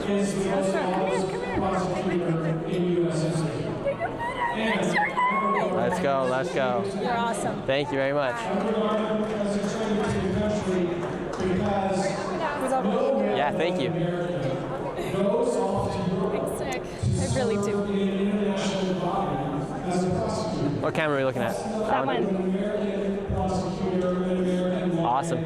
Thank you. Appreciate it. We're gonna ask Marab one more question. Yeah. He's got to be done quick. This lady's been having him for a while. How's it? Yeah. Let's do a selfie. Yep. All right. Epic. Thank you very much. You're welcome. Thank you. Chris, take a picture of me real quick. Love you, brother. Thank you. Epic. Thank you very much.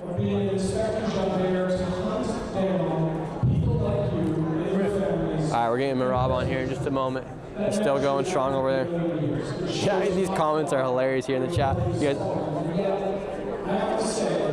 You want to do a quick little bit? We talk about California. What's up? Want to talk about California as a quick little bit? Yeah. Yes, you're both down there. Do you think the feds will actually find the fraud from the homelessness inside of Skid Row?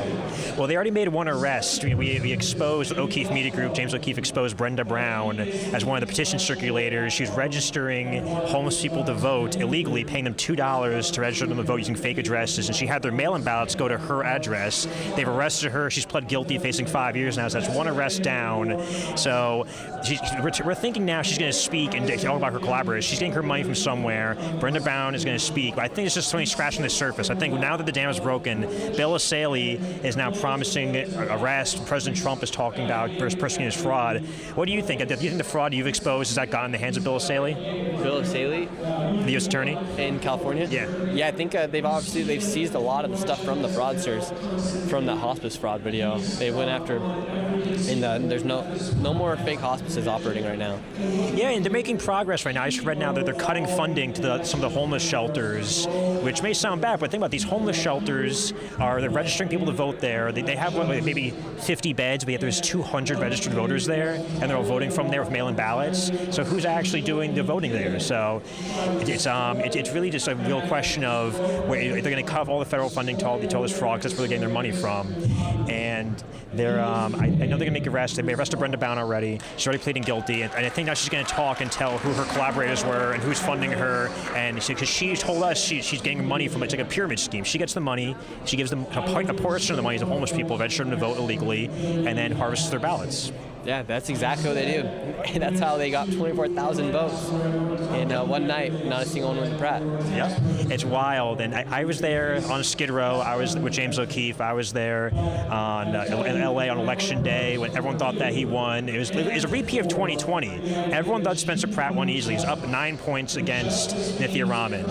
And Karen Bass was beating her as well. Then suddenly, this explosion of votes came in just for Nithya Raman. She's even beating Karen Bass now. And let me tell you, Nick, this will surprise you, turnout in Skid Row has increased by at least 33% since the last mayor's election, and it went overwhelmingly for Karen Bass and Nithya Raman. Does that surprise you?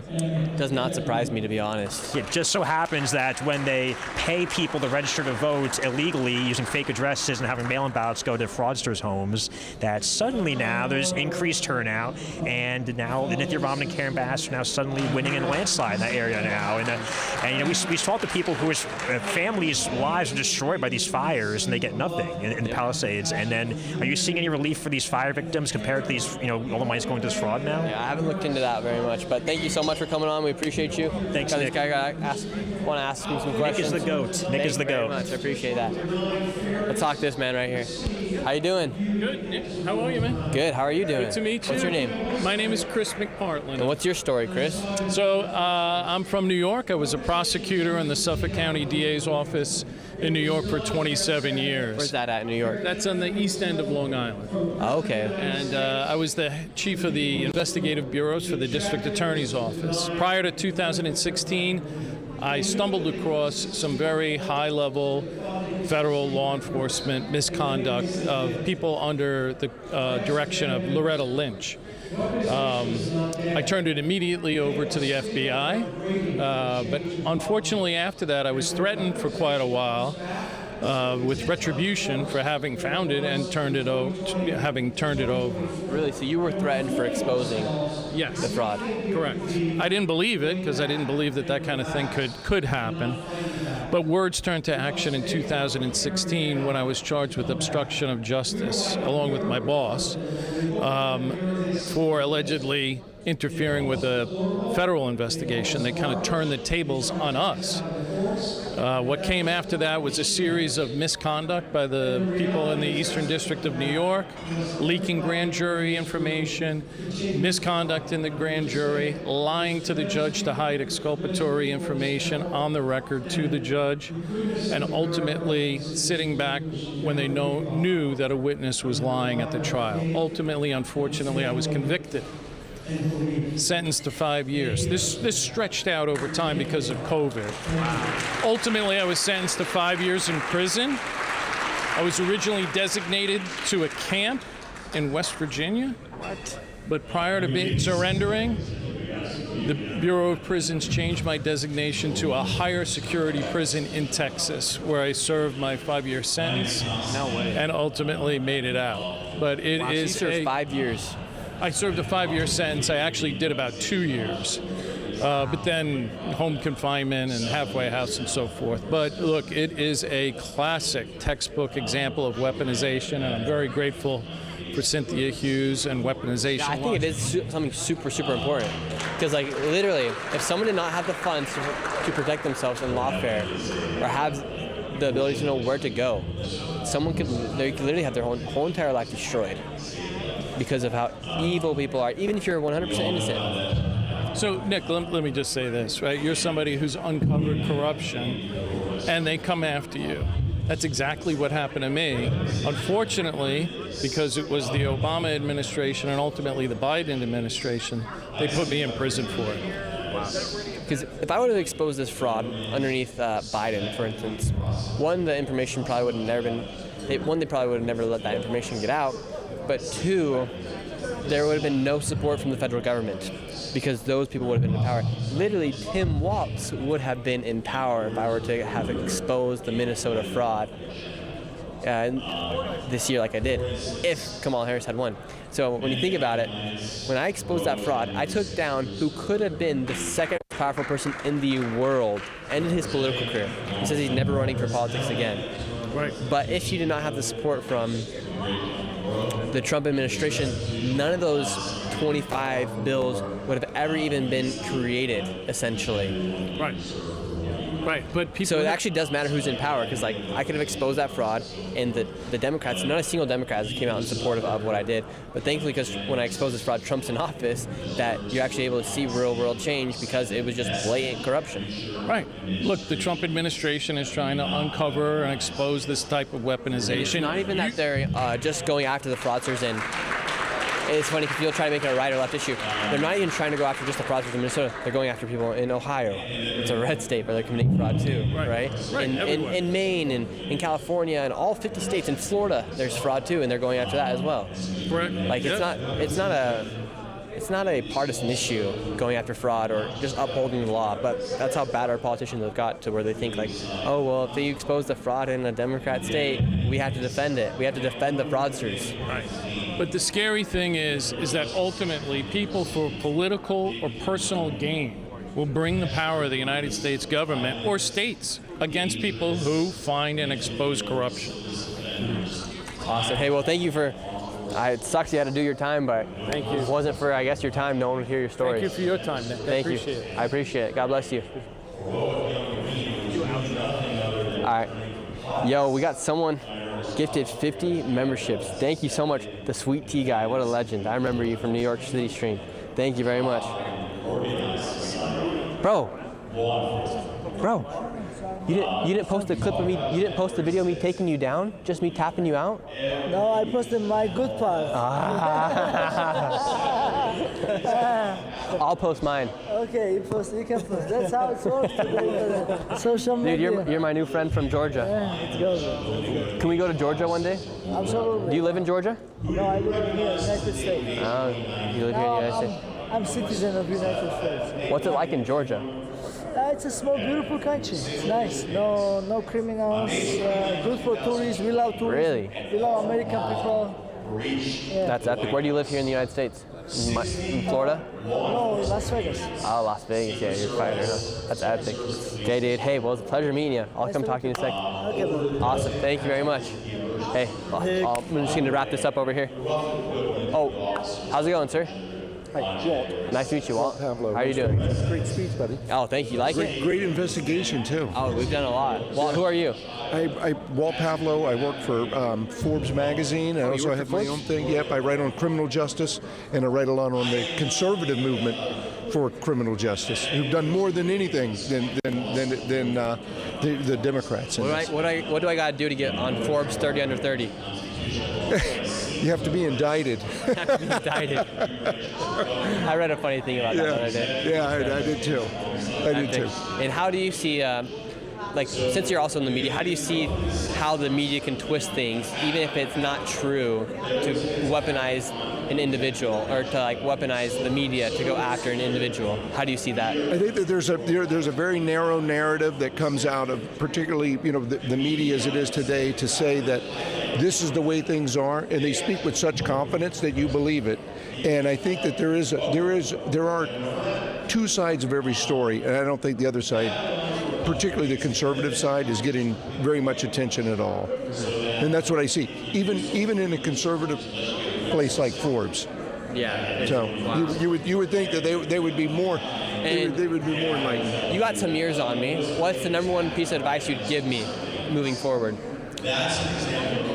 Ask questions and don't back down, because I think that's exactly what you did in Minnesota. I think that's a really important thing to do, and that's something that the media has lost over the last few years. So, good for you. Awesome. Thank you so much. You're welcome. Appreciate it.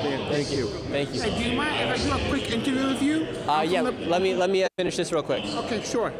Thank you. All right. Awesome. Everyone, thank you guys so much for joining today. It was actually an amazing stream. I had lots and lots of fun, and I learned a lot as well. If you guys want to learn more about Weaponization Watch, go ahead and go to the link in the description as well.